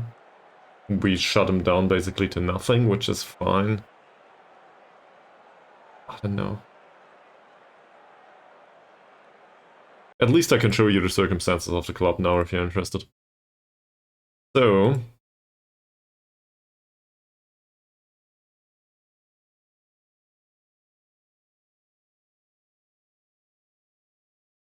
let's give him some positive feedback. Everybody's nervous and annoyed anyway. We are still 7th in the league, which is fine. PDRM got a point too. So basically we kept the distance. That's okay. The biggest concern now is, well, the rest of the league. So, just to put this out there, this is our assistant manager for now, but he'll be gone tomorrow. he decided, well, he got an offer from another club. We also needed to sign him as a technical director and fake it, tell him to be assistant manager in his secondary job. We do not need a technical director. But whatever. He'll probably leave, sadly. And I already went begging. He didn't care. Don't care about this one. So, I will show you the general circumstances in case you're interested. Let's have a look at... Sponsorship income is not that important. I think I want to have a look at the wage. Where is it? Team detail? Here. The salary per annum. This is what I usually bring up. So, these are the financial circumstances of the league overall. As you probably can see, we are dead last. And we are ways in above our heads. We were at 60k or something. Yeah. And in comparison to the remainder of the league, we are not supposed to be here. I think that's a fair assessment. It did get better though. It was even worse. So as a result, everything that comes on top of not being relegated is a bonus, I guess. And as you probably saw, we play a 4-2-3-1 most of the time. Sometimes we go back to a 4-3-3, so none of this is very exciting, I think. But it works. Somewhat. Yeah. We could probably talk about some players, if you're interested. This is Elbuk Chuck still. He just returned from injury. He broke a rib. And he's basically the most important foreign player we have. Brought him in from China. He doesn't speak a single word Malay to this day. That said, he's with the club for like half a year, so we cannot afford a language course, obviously. He needs to learn by himself. And there's no development to be had here. He's 25. Well, there's also the impact of injury, obviously, with the bravery here. But overall, his performances were fine. He scored 9 goals in 14 appearances now. These 14 appearances contain some appearances after the return from injury now, though. So, being subbed on, I wouldn't overinterpret this. He basically scored once per match prior to that. So I'm very happy with that. The replacement is a 40-year-old striker that really you do not need to see anymore. And also, I guess, major reason for excitement at this club is Zakaria. Zakaria, we found at our sibling club, Sarawak. This is a weird story overall. He is used as a ball-winning midfielder for now. But I think in the future, he's more playmaker-ish material. He has good passing, vision is alright for a 16-year-old. Good personality, good media handling. And, well, as you can probably guess, he also developed somewhat. That said, not sure how long this will go. We're in Malaysia after all, and this is basically our own youth intake. That's not entirely true, given that we poached him from, well, as I said, a siblings club. But I do not expect this to go much further. That makes sense. Yes, but on the other hand, he's on a youth contract right now, given that he's 16 years old, so he's a steal. And the 75 euros per week for the professional contract starting at the end of the season is a steal too. I don't know about the kind of contract we gave him. I think I did that at some point, but I would need to rewatch my own stream. It's been basically at the start of whenever we poached him. So yeah, the rest of the players are not that well. I guess I'm familiar with most of them, and they are exciting to me. But I'll just pull Baru, Shane Thomas Baru here. This is somebody that we loaned in. He's considered to be emergency backup. Fairly consistent performer. He enjoys big matches. He did develop prior to signing him on a permanent basis. And, well, how do I put this? No reason to be excited. On the other hand, he's 24, and his overall performances within the league are 6.6 rating something. Given that we are destined to get relegated, this is fine. I know it could be better, obviously, but we don't pay him much. So this is alright. And that's basically the player material we're looking for right now. Because the financial circumstances of the club are, well, the board injects money and we waste it, as you can probably see it here. So at one point the board will stop injecting money and then we'll have a hard time. Also, yeah, just look at the wage budget. This is not great. So, how do I put this? We had 4.5k of a wage budget, one league below. And now that we got promoted, well, our wage budget got halved. So that tells you a lot about the club. I think that's all I can say. So if you're not interested in the save yet, hopefully you are now. I like it very much. I do streaming regularly on Monday and Friday. I'm not sure about tomorrow yet, but usually, yeah, Mondays and Fridays at 6 p.m. German time. That might be in the middle of the night for you. That said, you know, replays are available on Twitch as well as on YouTube. I do need to go for a minor break though, because, well, nature calls. I'll be back in a minute.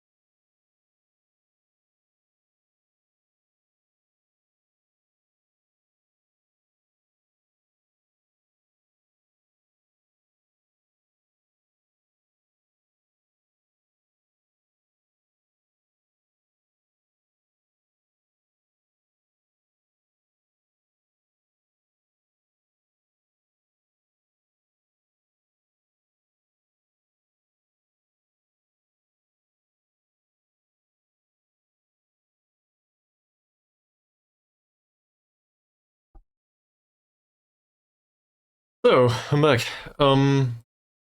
Yeah, thank you very much, Kaizen. In case you're still around and can hear this. Otherwise, thank you very much for, well, maybe you'll hear it later. Twitch is always a bit weird with the people in the channel and so on and what you can see. So, what can we do about this here? I think we're somewhat okay with the result. Nice having you, really. You're welcome anytime, and I'm always happy to talk about Football Manager in general, but also about this or that in the save. In case you are somebody that does stuff like this, there's also a Discord server for it, where we talk about the save. There's a specific channel there. So if you have any recommendations or stuff, you're always welcome to share these there. So I usually tend to include that in the next session. So if something comes to mind in the middle of the night at 3 a.m., feel free to put it on the Discord. That's what it's there for. Yeah, anyway, have a good night, and thanks for keeping me company. Alright. For those that will remain with me, though, or watch this later, we will probably do another week. I know I said I wanted to do a short stream, but, well, I guess I lied. Whatever. I'm kinda okay with the result. I'm not really excited by it. I wanted more. Just look at 300 people in the stadium here. We did get a draw, though. And the overall performance was fine. We could have lost that. That would have been way worse. The amount of matches that are still waiting for us are not that many anymore. It should be 10 or something. I probably don't need to count, though. I just need to go to the league table. We played 16. We will play 26? Yeah, sure. We will play 26, so 10 matches missing. Which means we still have 30 points in the league. Or, phrased differently, somebody, well, actually these two, need to outperform us by 1.1 points per match, approximately. That's an interesting prospect, to say the least. So I think we'll be fine. At least that's what I'm hoping for. Also, nobody hurt themselves, so that's a major positive.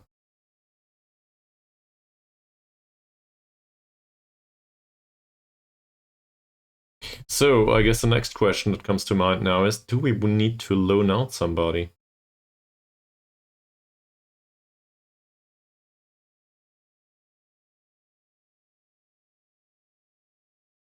Somebody like Parsi, actually. Hi Mies, welcome back to the stream. You missed... Well, the draw is not important. You missed the most horrible thing that can come to mind. Please sit down in case you don't sit yet. And also, please, well, ready yourself for impact.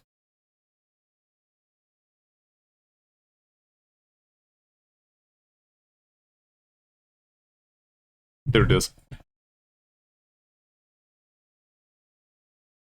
I had a talk. He doesn't want to stay.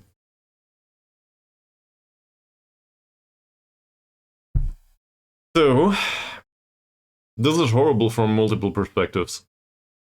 First of all, obviously, we lose a capable assistant manager. Second of all, obviously, we lose a capable coach. But even more importantly, we lose any knowledge of China and Spain. Scouting knowledge there. I could care less about Spain. We cannot afford the players from there.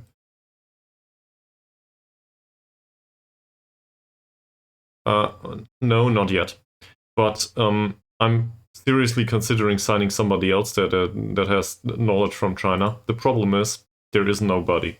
Well, there are people, but the people that are willing to work as coaches or as assistant managers from China, they want like 1K per week.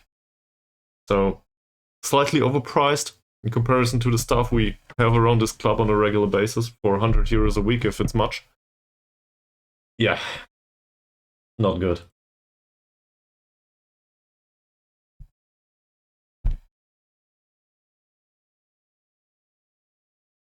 So, yeah, there's that. No new players so far.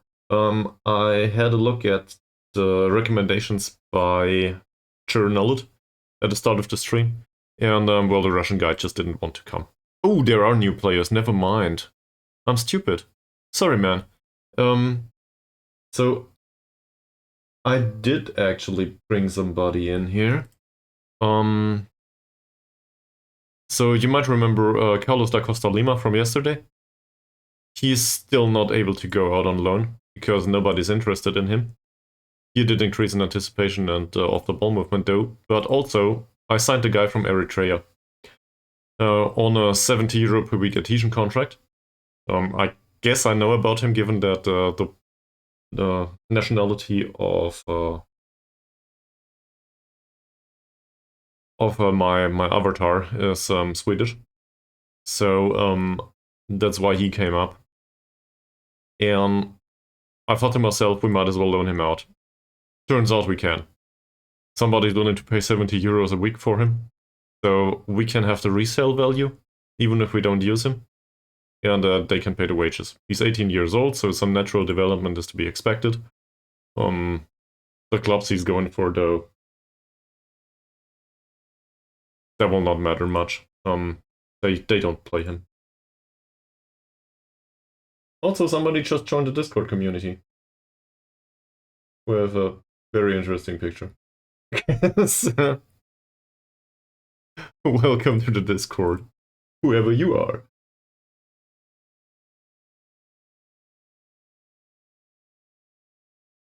Alright.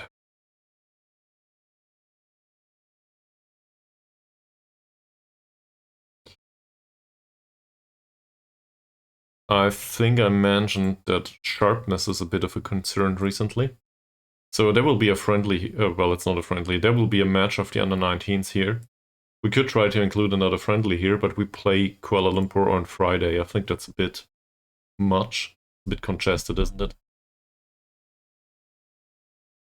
So, don't want to do that.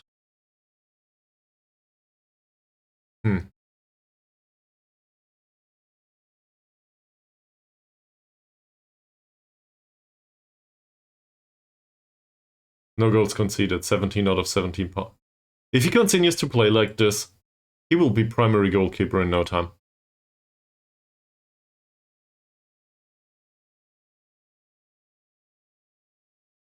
I really didn't expect that. He speaks Cantonese and English. I need to Google now. What's Cantonese?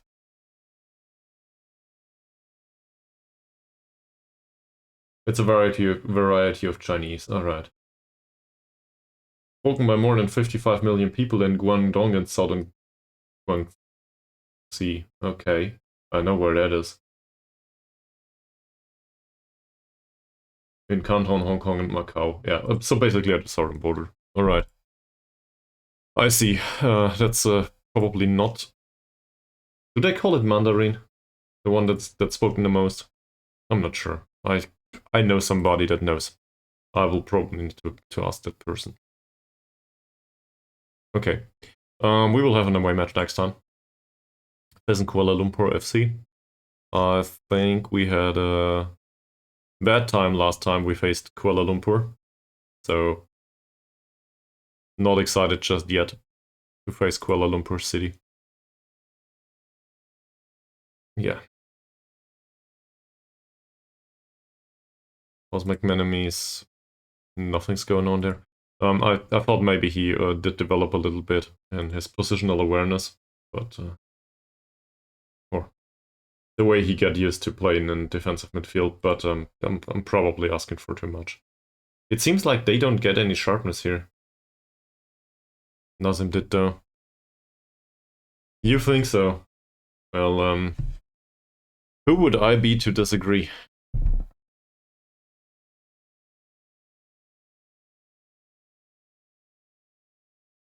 They play tiki-taka. Again.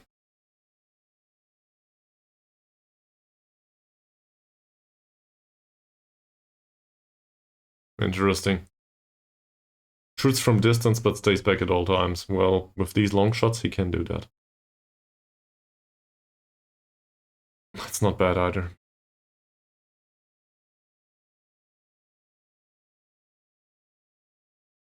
So, I'm actually considering loaning out Harsey.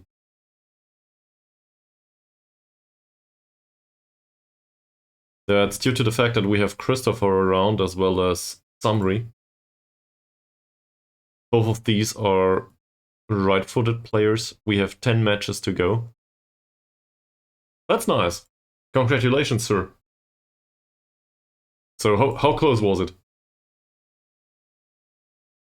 Yeah, anyway, I'm considering loaning out Harsey for financial circumstances. I think he needs to play.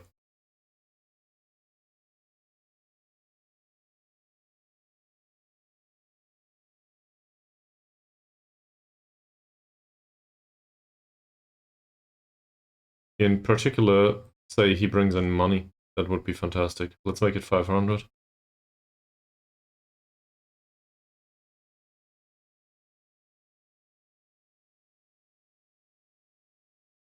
Would that be an option? We'll try this. Maybe somebody comes in and wants to loan him. I would do the same with Amran, but, well, Amran is director of football, so let's not do that. Safri is on a non-contract, so that's not an option. Carrier isn't. In theory, just hear me out. In theory, we could try to loan Carrier away and play Safri as a backup. I think so, yes. I think I'll go for another game. Otherwise, I would have wrapped up the stream. I think I'll do the second game, given that the first one, well, there wasn't nobody around prior to Kaizen having a talk with me. So, I do not expect... no. I do expect to make it to the next match. It's on Friday. Facing Kuala Lumpur at the 1st of August. I think we can do that. Then again, maybe there's some transfer business going on too. So that's the thing. Seriously though.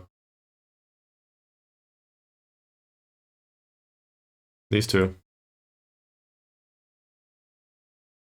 Carey is the better defender.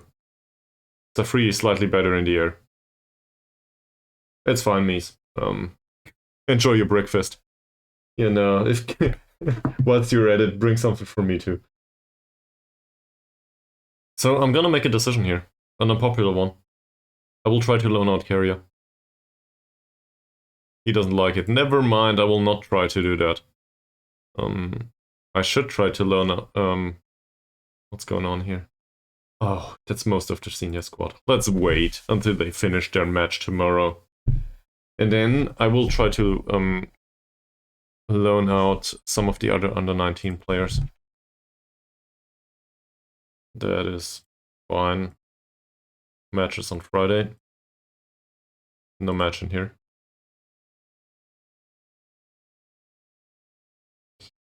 Same with this.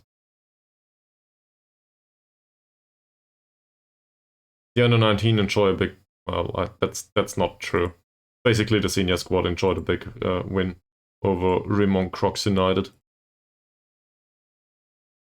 Including Elwood Jack Stelz's performance. That did score twice. Same as Farid Ahmad, by the way. Okay.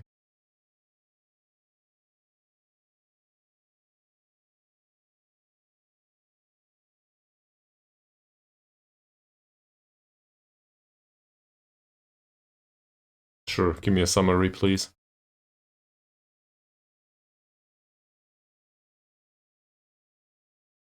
Is there anyone else in the squad that could be loaned? Yes. No. Well, yes. But he earns 30 euros a week. Is this really something I'm willing to do? What happens if we loan a... You know what? We'll try. I'll find out. He's trash as a manager anyway, isn't he? Yeah, he's no use. So, he's manager of the under-19s. I will try this, actually. I will try to offer him to another club till the end of the season.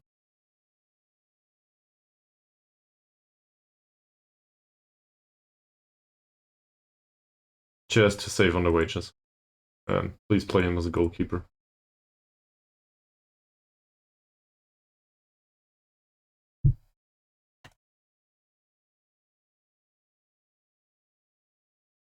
This is me making money. Never mind. Doesn't work. Because he retires at the end of the season. I fall into this trap all the time. It's the same with Azamuddin. Zakaria, I do not want to loan away. Well, the other people play. So, that's not gonna happen. Under 21s, Diego is still on loan. We could try to sell him on a permanent basis now. Still don't think he's horrible, but, well.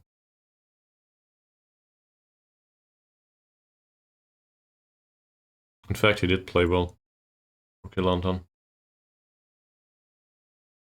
he's open to talking to other clubs. Maybe they're interested now, but he's still injured, so that's unlikely. And Carlos da Costa Lima. Well, let me put it that way. I do think he can develop over here, but on the other hand, if somebody comes in and swoops him as on a transfer now, I'm okay with that. And it's very similar for him, actually. He's not listed for loan for some reason. Or maybe he is.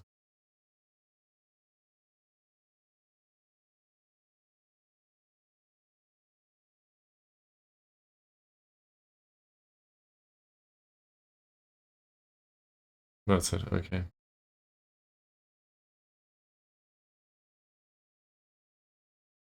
It would be really funny if we made like 25k just due to reasonable scouting, give a contract to somebody, and then somebody comes in and swoops the player off our hands. But apparently that's not gonna happen. We got 7,000 euros because Confucius is gone. Fuck. And now all of our scouting knowledge goes with him.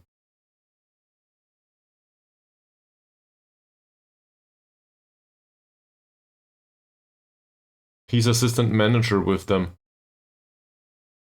We could have paid you that money. You stupid person. Why? Well, he's back in Spain. Okay, I get that. No, we don't need a technical director.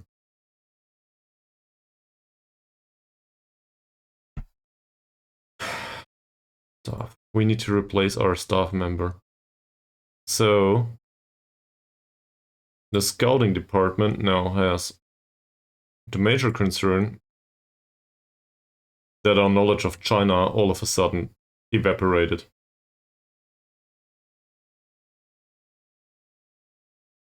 That's horrible.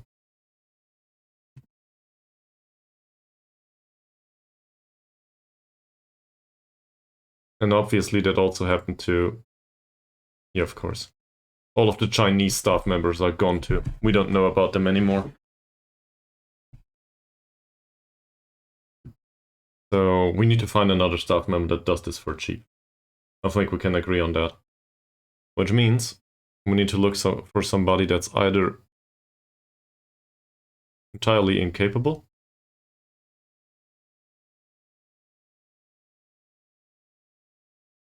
or that is under contract but under a really bad contract.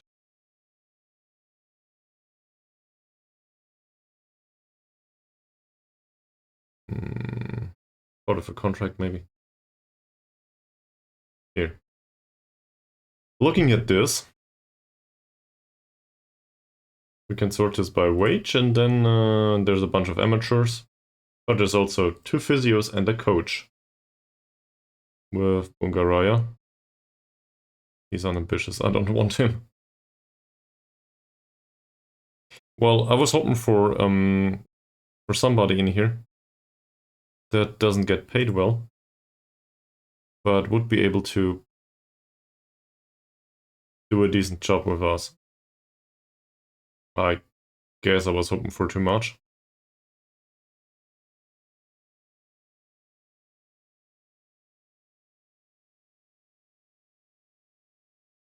Here, like an assistant manager like this. But he's horrible. His personality is fine, the rest is horrible, I don't want him. So as a result, I think we will employ somebody that is with the club already as an assistant manager. That or... We have an ad? No.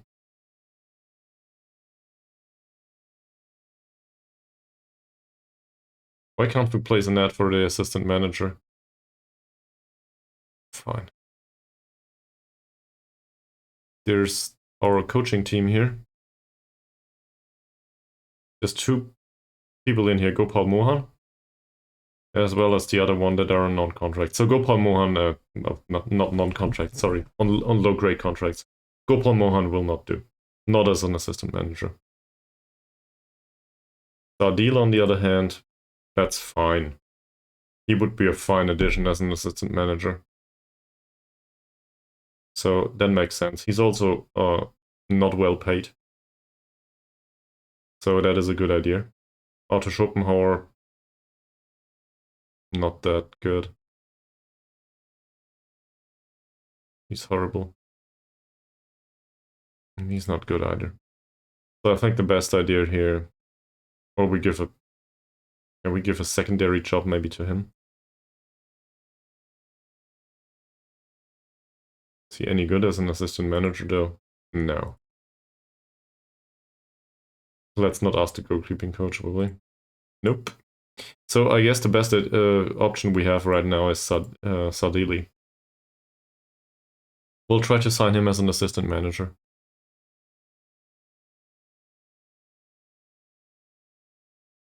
Or not.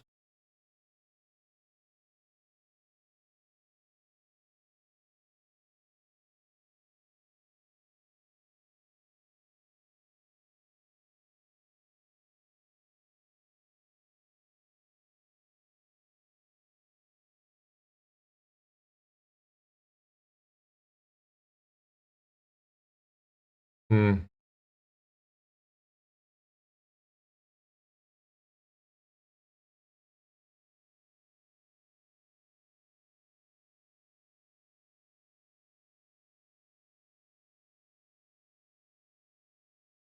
I guess it's the best we can afford.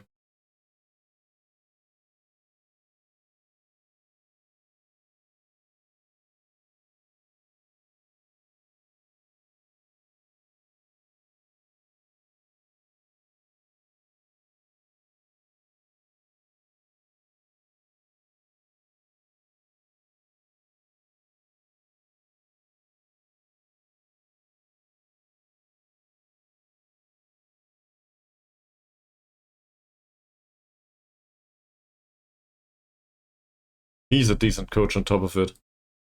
That's not horrible. It will probably do. How much does he want?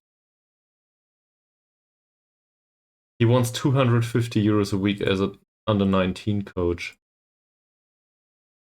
I will make you assistant manager for 200, sir.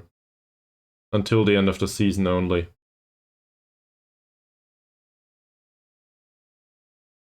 $350. So we just get 7k. It's a fallacy, but I will think about it like this anyway. 7k for 4 months, that means 175 per month.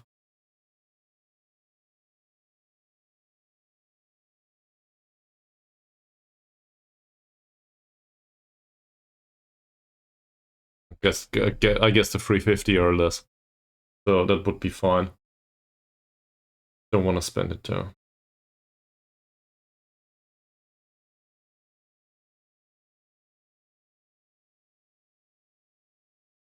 It's damn expensive.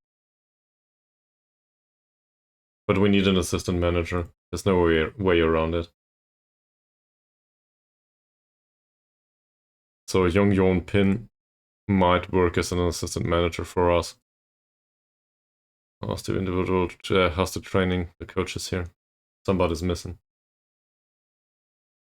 That's fine, that's fine, that's fine here. Tactical possession training's missing, so that's mental and tactical. Please tell me Young Yo Ping or whatever his name was. Tactical possession. Yeah, he's fine. He can do that. At least on 2-star level. Oh, that would be alright. Yeah, I will attend that meeting. What's with him? He'll retire. I cannot make a decision. He will retire. Makrula's attracting interest. Great. By us. RC's listed for loan. Well, thanks for that. And Yilma is... Well, he might just get loaned out. Depends. I stole the other offer, yes, that's true.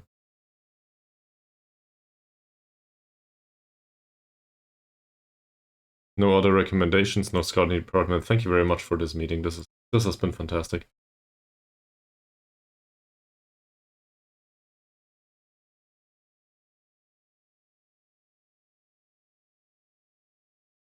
No offers for Harsey. Okay. That's weird. I thought he was good enough. But in that case... Well, I'll leave him on the list for now, but... I would be willing to part with what I would pay him, 85. That would be fine with me.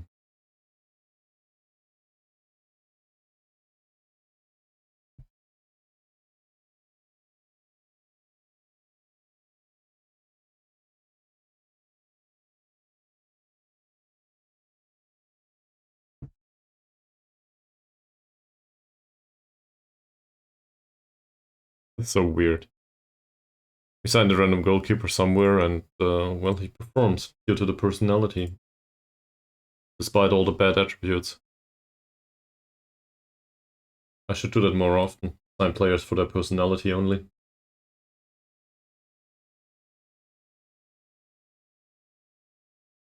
Theoretically. In practice, I probably won't do it. Gopal Mohan finished his coaching qualifications. This is great. The only problem is... Is this the coach that we didn't use anymore? Or barely? Gopal Mohan, where is he? Here. Yeah, he does tactical attacking coaching. I had my doubts. I guess at this point it's fine. 2.5 star. Not fantastic though. This will be done by the assistant manager pretty soon. Did we finish our own too? Yes, we finished our own too. So now we can provide 2-star coaching in some areas. I realize, thank you. We cannot delay this anymore.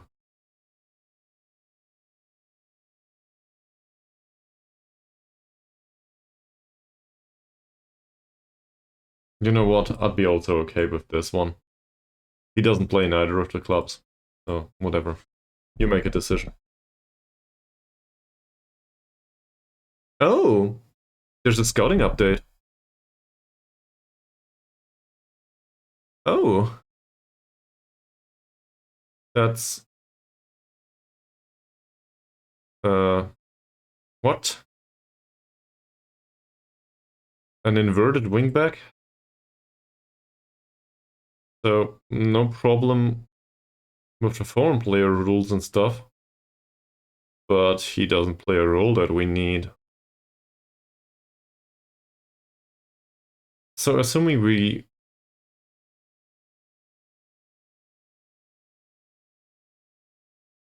in a year.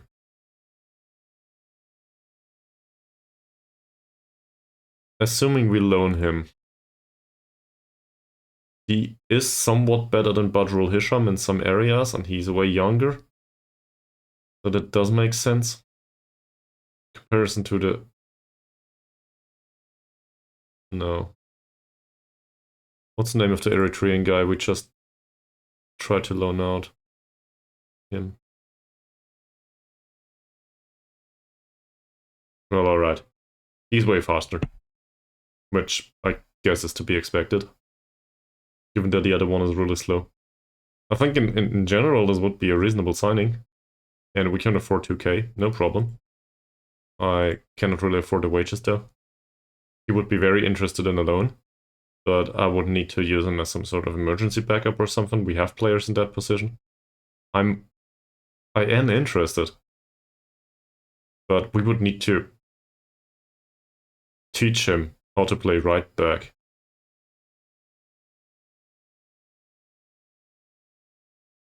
Put him on a short list. And let's make an offer for... No. I don't want to pollute the squad with somebody that doesn't play. It doesn't make sense. So let's not do that.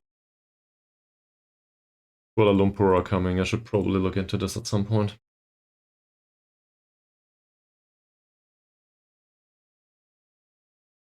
Nobody wants Diego. Yeah, no problem. Didn't expect much.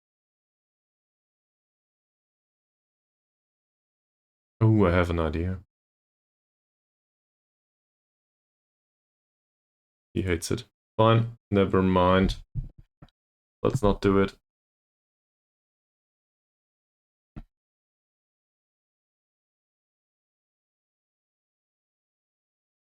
Well, I guess we will have an additional attacking midfielder on the left for the remainder of the season. In case somebody hurts themselves.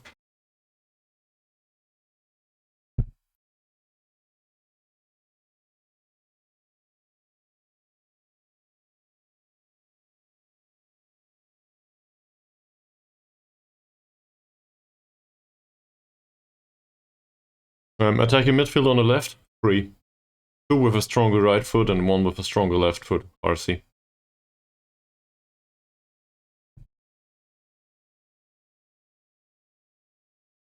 Apparently I do a wonderful job, thank you very much.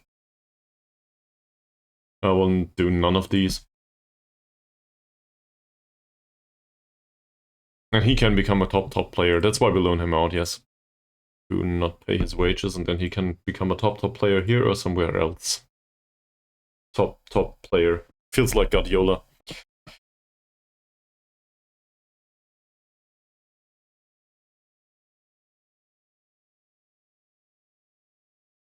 Sure. Somebody needs to have minor injuries. But we're close to, what? Oh. Oh. The other staff member didn't. Confucius didn't count for staffing limits. He didn't count, so as a result, we had 1 coach more than we actually had a limit for. Shit.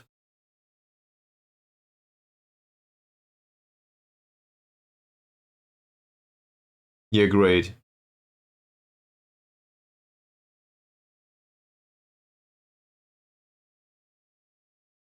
I can't do this now.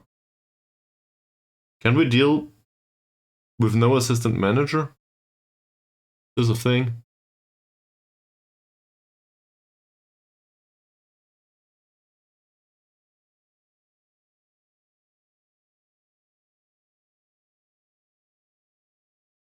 Yeah, of course we can. I will not sign him. He costs 230 or something. Gopalmohan is much cheaper. And weirdly enough, Gopalmohan's contributions to the training ground are, well, important in comparison to him, so I will cancel this. We will need to see for the next season anyway. Looking at this.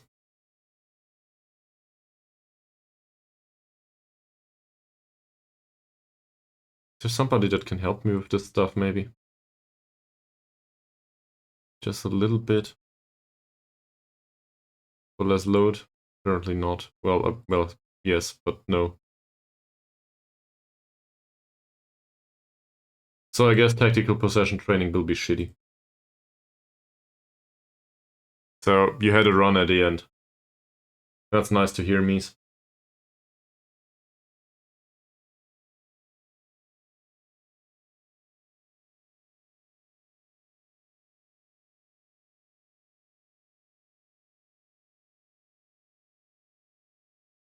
Can you teach me how to have a run? We could use one. Say for an additional 9 points. Afterwards we'll probably be fine. Where do we get these? So we'll play Perak again. That's a must win. We'll play Cushing again. That's a draw, I would argue. And Penang. That's a must win too. The rest of them... Kelantan maybe.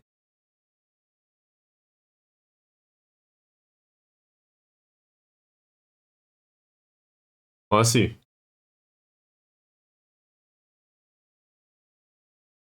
Yeah. Well, now you will need to to revamp the squad. in the second league again. So good luck with that. What's with the promises, by the way?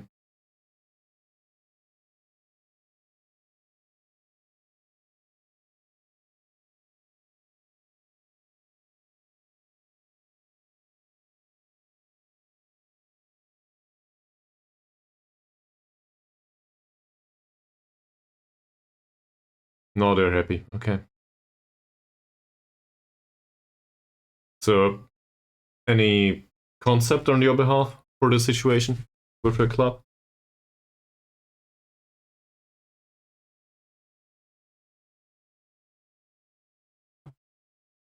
My phone just told me I should do my taxes. Thanks.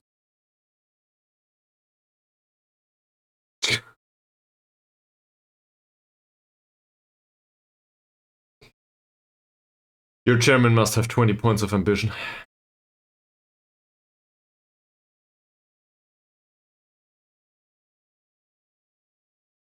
Okay. Masrin? What did he do last match? 7.6 rating? What did he do?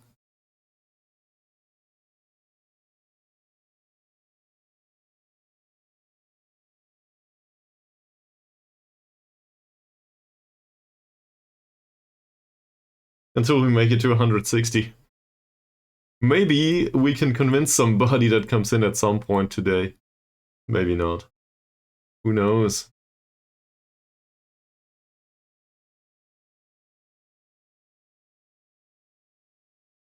This all is good. Well-trained sirs.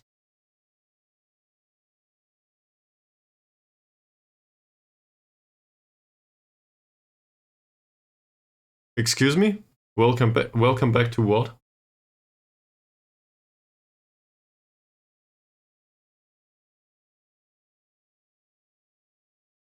Oh. Well, I didn't notice. On my behalf, I think the recording will be fine. There's... Oh, apparently I dropped 71 frames, yes. So that's a problem, yes. But I don't know what happened. Maybe I reconnected or something.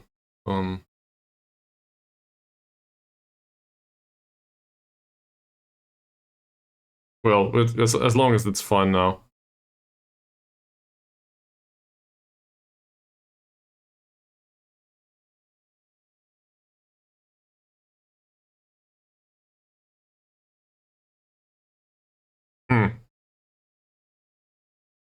Well, it certainly wasn't the CPU, that's for sure. That's on 0.8% load. Of course they did, yeah.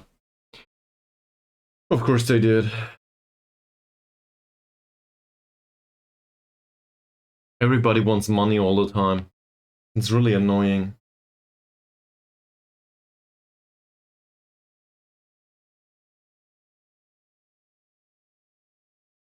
So, monthly board performance says everybody's happy with us. I will not click some of these menus, because otherwise the game will crash. As I recently witnessed. And...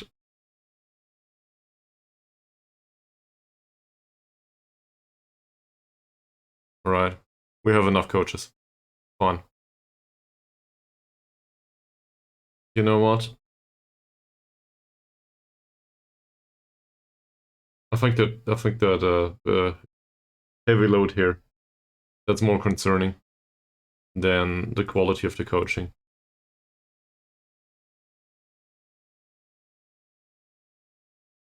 That's 1.5 star though. Can we make it to 2 and 2 somewhere? Yes, here. We'll do it like this. That's not great, but like, yeah, we'll do it like this. So now we have 2-star coaching all over the place, with the exception of set piece coaching and goalkeeping coaching, as usual.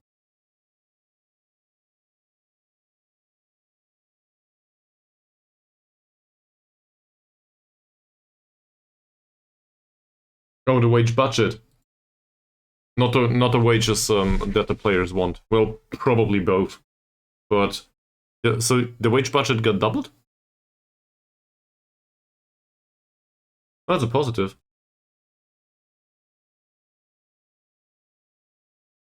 Nice. Nice.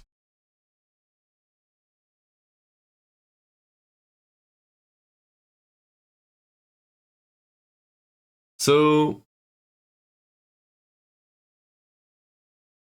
despite Mod Jalil being available, I think there's not much reason to get Chinsiu Sum out of his goal. He played really well recently, at least for now. Badrul Hisham and his rest is probably not much of a concern. The other two are fine too, even though Fakrulah's performances, I don't know, have been a bit lackluster. Ankun returns from injury, not sure if this is a good idea. McManamy overall, he just goes to the bench due to the heavy match load. And I think Elbukchak still can start, can't he? Yes. He's done with recovery. So, Mr. Asamuddin, you can go back to the bench.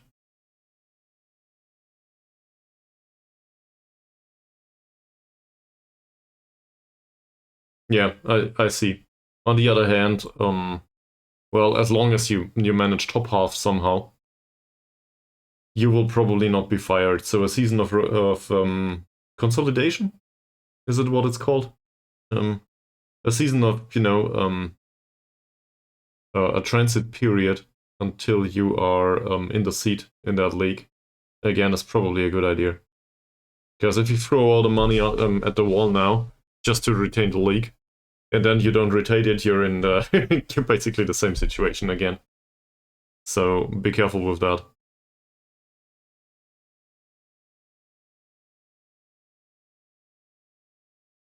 It's not like we have a choice.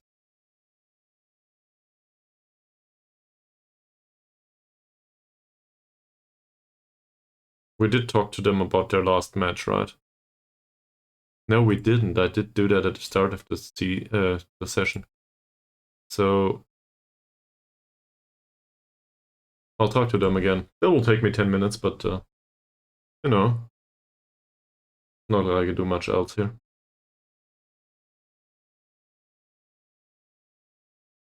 Fine.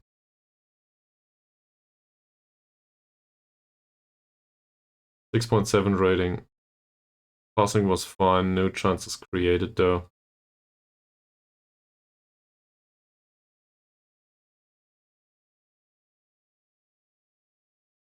Right. I will praise your passing regardless. He likes it. Bakrula, 6.7 rating. I mean, could have been worse, could have been better. I think his defending overall was okay. He accepts.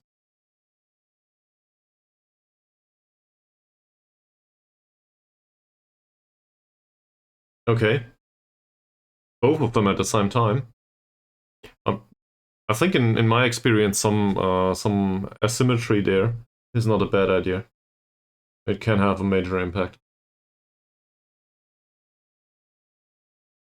Hammer did create some chances. Not much to say. RC didn't play 6.9 on Jeffrey. The heading was not good enough.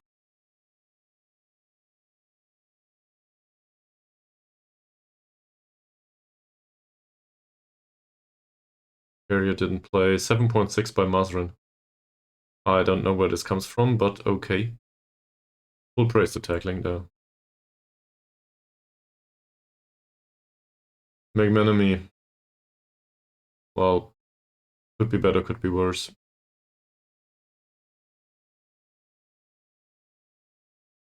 I'll do the tackles too. RS. Not much to say for Nazarudin other than not creating chances is bad, sir.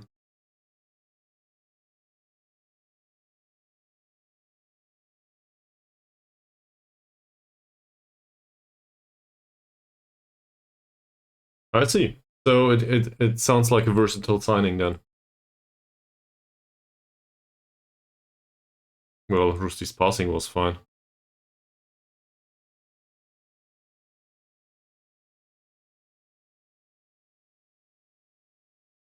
6.7 on Zakaria. Didn't create anything. We'll go with some criticism here. Summary, 6.4 rating. No chances created whatsoever.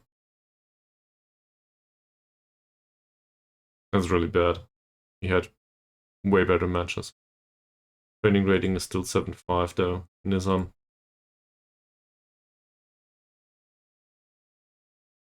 Bad. Just bad.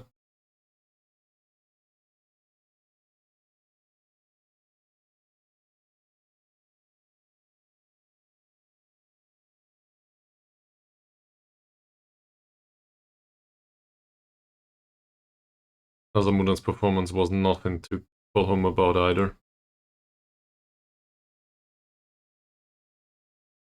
But Rul Hisham came on and had a decent performance. At least according to the rating here. So if we go with this, we should play him again. I guess we do. Still on a non-contract, right? Just imagine the amount of money we would pay all of these players. It says we should go very defensive. I agree with this, so we will do that. We'll go...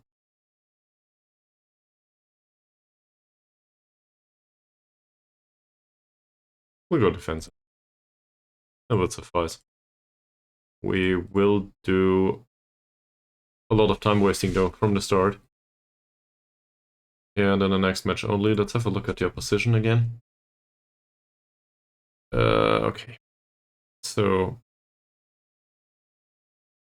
he likes the elbow to the face treatment, but somewhat threatening otherwise.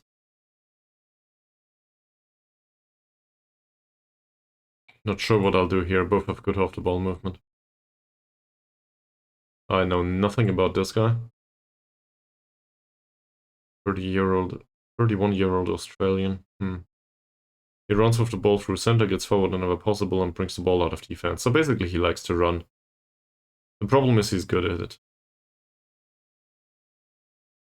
That's him. We'll still try to close him down. Rommel Morales. Good passer. Off the ball movement's bad. Mark him tightly. Misvandi. Dangerous overall. Show him to the inside. I don't like it much. Pillai. That seems... Oh, here. That's their left back. So... that seems like we can go past him sometimes. He's fast enough. Crossing's dangerous, so at least close him down. Let's not mark this tightly. Well, he has 9 points of passing, so I guess we can mark him. That's bad. Well, he's fine, but that's bad for us. Declan Lambert. Yeah, show him to the inside. Maybe trigger the press on him, but I don't know. Probably won't work.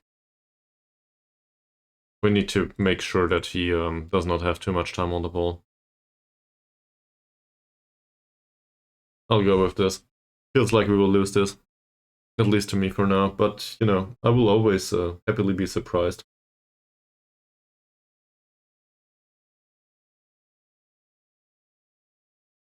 Oh, I dropped some frames again, apparently.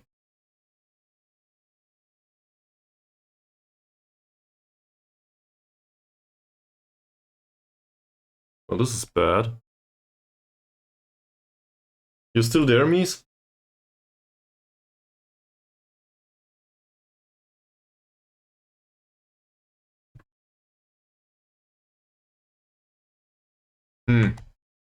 So it says I dropped a bunch of frames again. Not sure what's going on here with the internet. Might also be on Twitch's side, I don't know. That's the first time since forever that I dropped frames. And it certainly isn't the workload on the CPU. So Either it's connection on my side or on Twitch's side, I'm not sure. Well, let's get through the match and then wrap it up, I guess. I'm not sure what's going on there. Fine.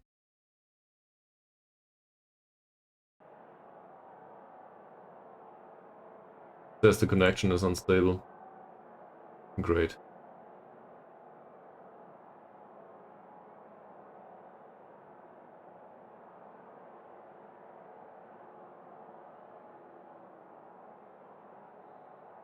Okay.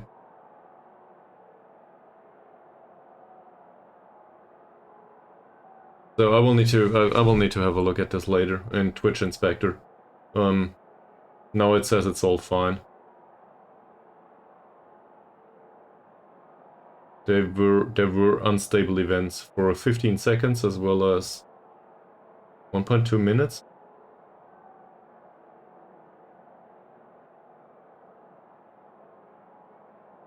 Cool. Well, I guess it's not encoding problems. That can't be. Alright. They're second. Holy shit. So we are definitely the underdog. This is an away match. We will ease the pressure on them.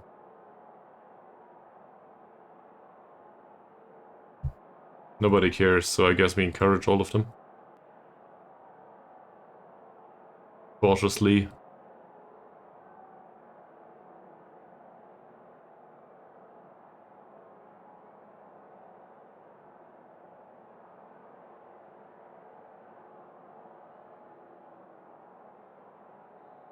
Let's go.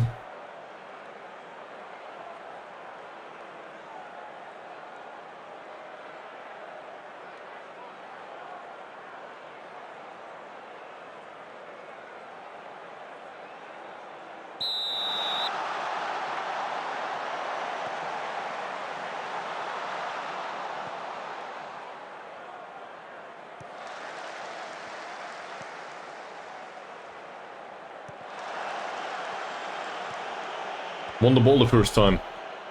That's good.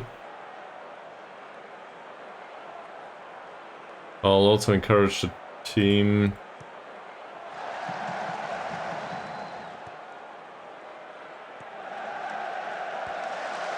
Loaded cross, Pakrula wins the header.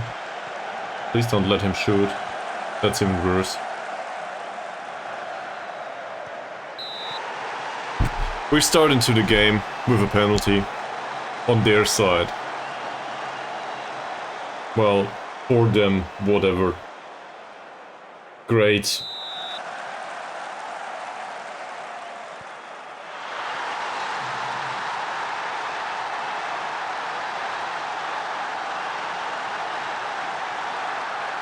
There's a second connection problem here apparently. I'm disconnected from my players now. Yeah, and also this does still skip frames and it's not about performance on the CPU. So, sorry for the bad connection. Hopefully the recording is not that bad, but I will need to get through this match now. And otherwise, later on I will wrap it up. I don't know what's going on here. If it's on the recording too, well, can't do much about it. It probably will be though.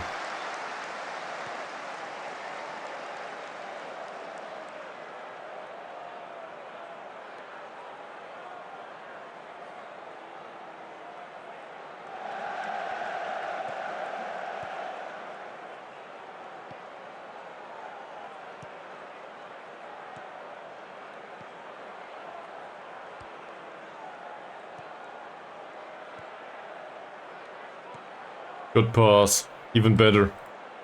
Come on, get it in. Nice.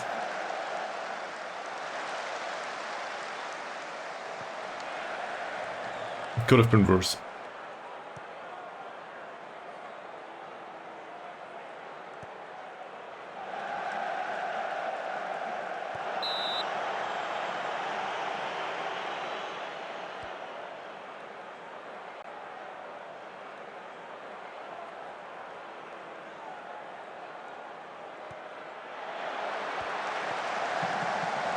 The connection's bouncing all over the place for now. I don't know what's going on there. Could obviously reconnect, but that won't help much for this match, so yeah. I hate bad internet.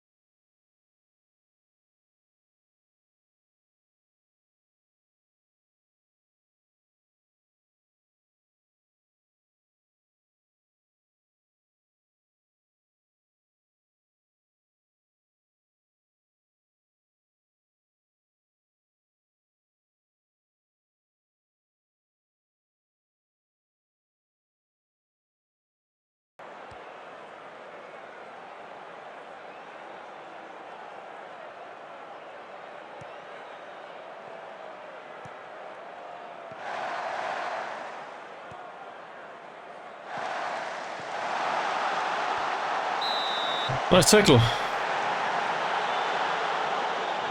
Well, I will need to determine what happened there, but it seems like the rest of my internet works fine. So I have no idea what's going on with the quality. Might be on Twitch's side. Or, it's... I don't know. It's related to something else around here. Ah, nice! That was a good shot. Come on, guys.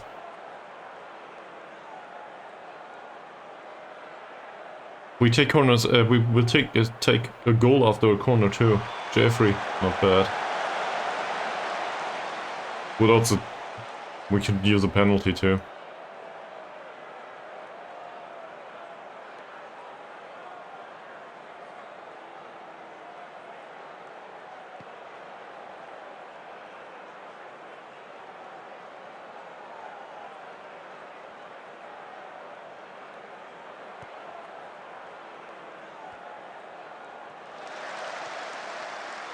Well won. That ball. But Krula's long ball, that is offside.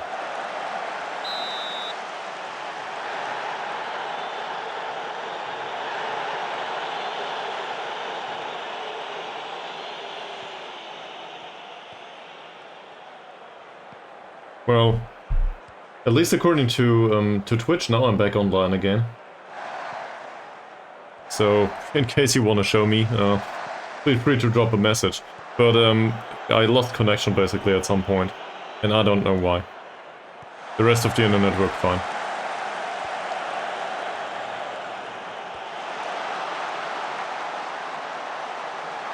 Well defended. Summary. Oh no.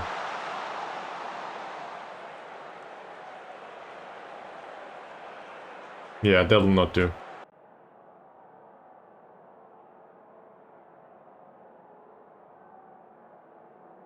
I think we'll leave it at that. I will change the tactics to positive. It doesn't matter if we lose by 1 goal or by 3. At least I don't think so. Let's go. Also, time wasting is off. Don't want to waste time anymore.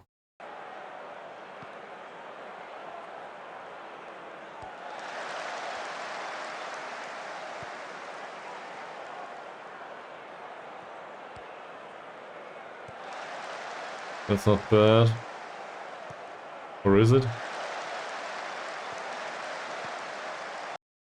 They take too much time on the ball too. At least it seems that way. And given that they also have opposition, new opposition on the pitch, might as well have a look at them. He's a bad passer. No need to mark him tightly. That's fine. He's new. Don't know anything about him. Gabriel Nistelrooy Tamin. I regret to remember this guy. Yeah. We had a hard time with him last time too.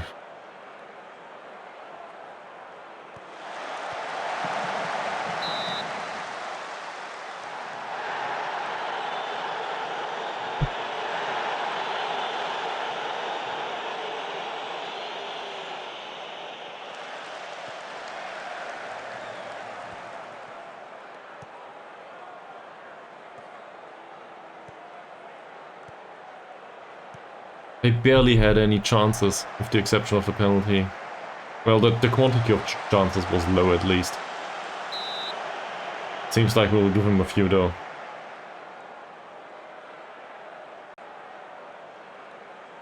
Then again, if Penang can equalize against KL Rovers, maybe we stand a chance here too.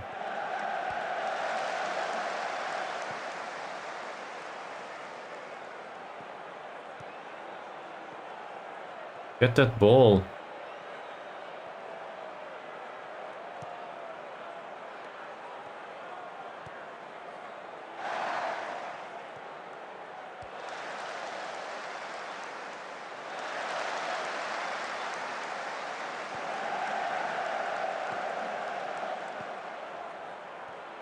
Kuhn, Zakaria, lobbed straight to the keeper. I mean, I guess it was a creative idea. Oh. It's okay-ish.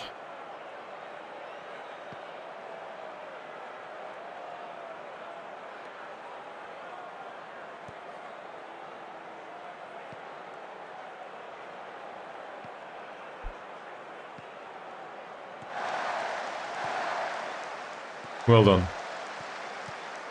Even better. That's fine too. Alright. Maybe more through the middle?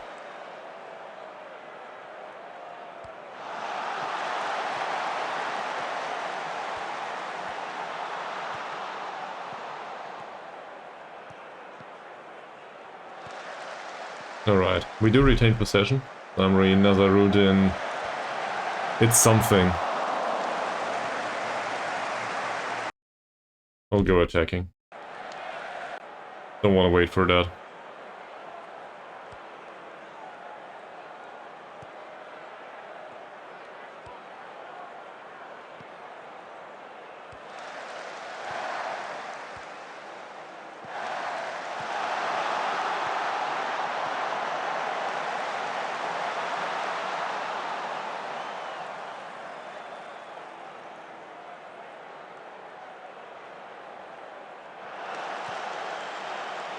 Hammer. Nice ball. Double check still. Or not. He was offside. Great.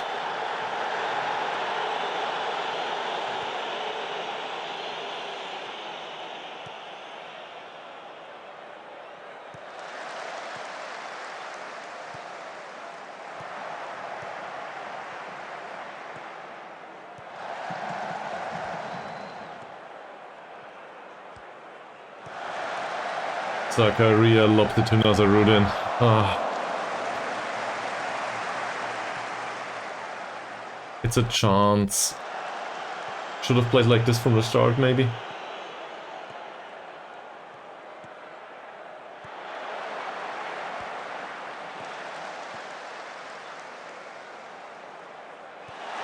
Another corner. Shall we sub on a few players? Seems like the connection recovered for some reason.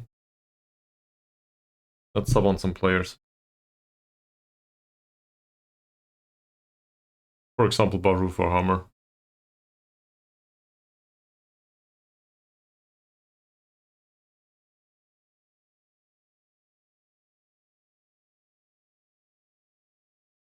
They are all very motivated to turn this thing around. Mazarin isn't. So I'll try Rusty.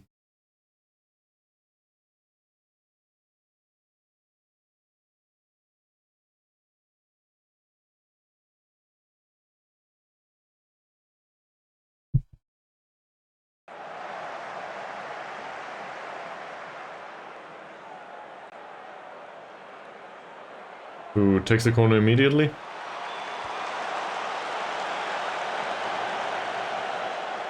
Not with a positive result though. Akrula,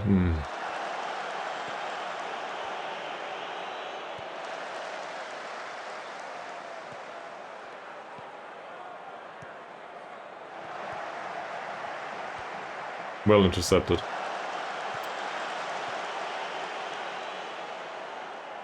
Oh, what a pity. Well, Mr. Baharudin,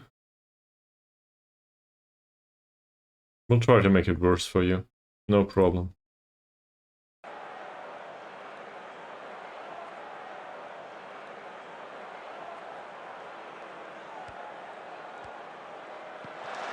What are you doing, Zamri?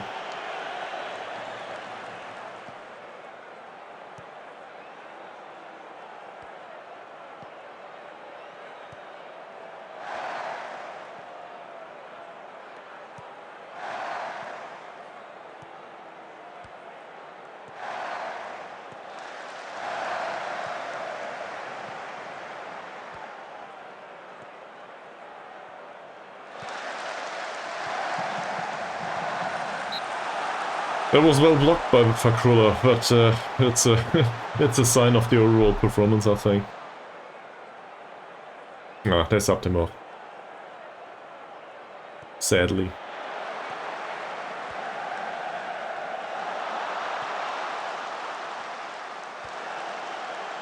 Okay, Baru's in control of the ball now. Would you please run with it? You know? Faster than that? No? Okay.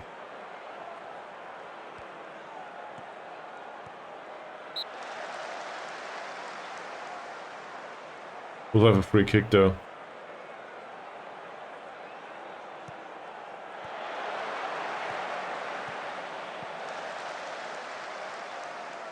That's a good idea. That's even better, but not. It's too congested there.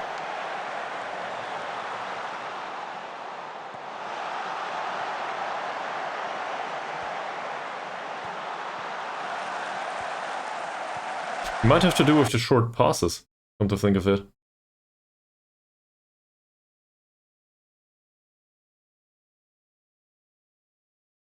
Pitch is somewhat wide. And we walk the ball into the box too much.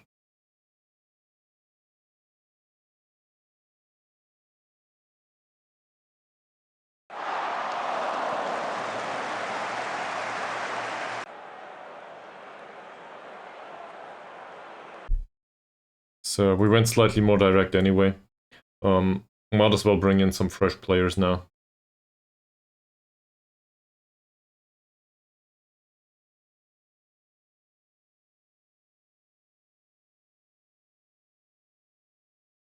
I'll bring on McManamy too. Because I do not want Ankun to hurt himself again. And, well, what's left? A striker. Not sure about that. I think I'll leave these two on. Rusty, on the other hand, for Zakaria, that does make sense to me. Okay, let's do this.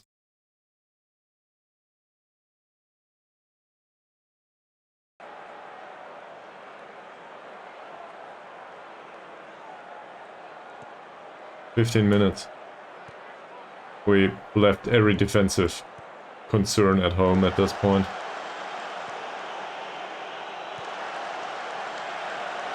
Or did we? Currently not. We still defend somehow.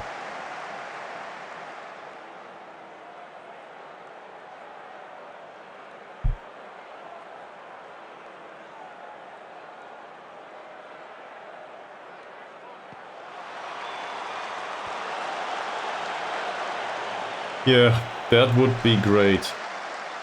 That would be great. Sorry for all of the connection issues, they're gone now. I have no idea what happened. At least it seems like they're gone. It even disconnected at some point. I will be very interested in the recording of this stream. So, might be this is episode 43 plus the additional episode on top of that. Nice one. Why? Why?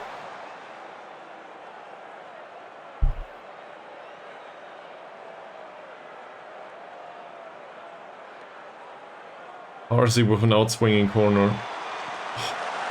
It made a way towards goal even. But the quality of chances we create is so low. That said, at this point, any concern about the quality of the chances is inexistent, I think. Yeah, we'll do that.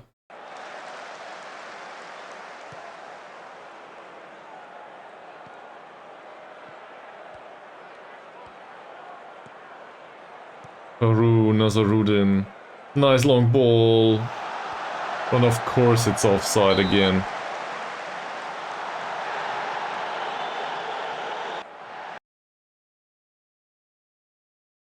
Let's go!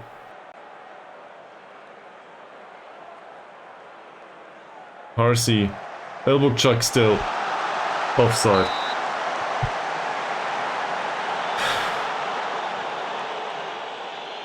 Will we get away from the stream with 1 point out of 2 matches? Seems like it, yes.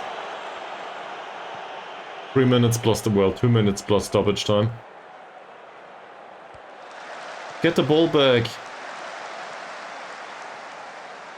Yes.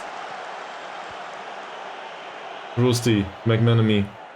He's still somewhat fresh. As should Barubi.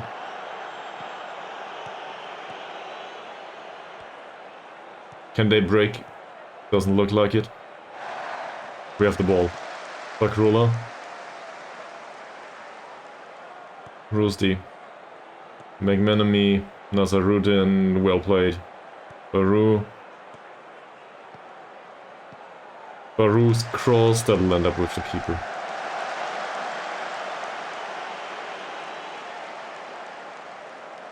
And I dropped some frames again. Oh. Man. It has nothing to do with the workload though, that's for sure. This is just a connection. I have no idea what's going on here.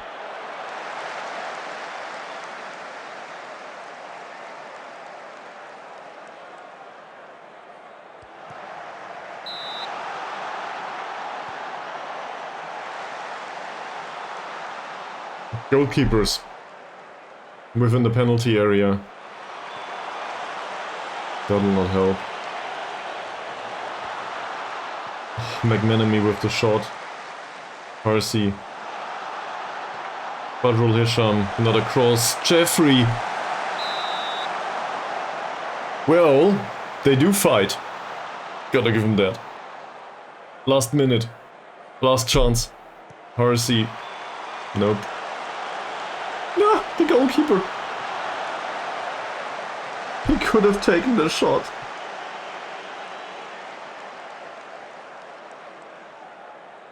Well, that should be the match. They'll waste time now.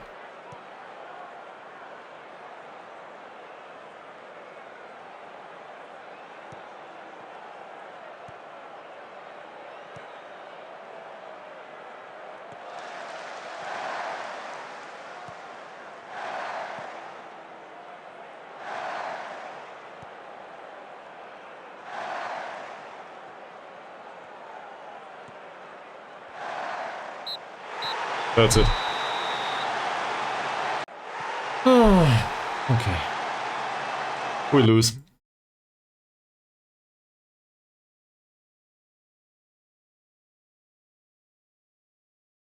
In the end, though, the second half was fine. And we lose due to a penalty. That's really bad. Then again, we're not the only ones that have lost. So, Cushing won, facing Pahang, and Sabah lost too. Kelantan lost. Yeah, still 11 points, that's it. So, at least for this day, we're fine. We're not fine, from the perspective of the connection. I have no idea what's going on there. I will now wrap this up, and I will need to find out. But I don't know where the drop frames come from. It can't be the workload on the CPU for sure. It's a very low workload. So I don't know. Maybe I undervolted too much. that's a thing. But then again, it didn't happen yesterday or prior to that. So that would be, I don't know, weird. Might have to do with the network stuff somehow. Maybe it's a freak accident. So I don't know if I will find anything. That's it. For now, that's the stream, and thank you very much for watching. I will see you next time, which might actually not be tomorrow, maybe on Tuesday. But I will keep you posted on the Discord. See you soon. Bye.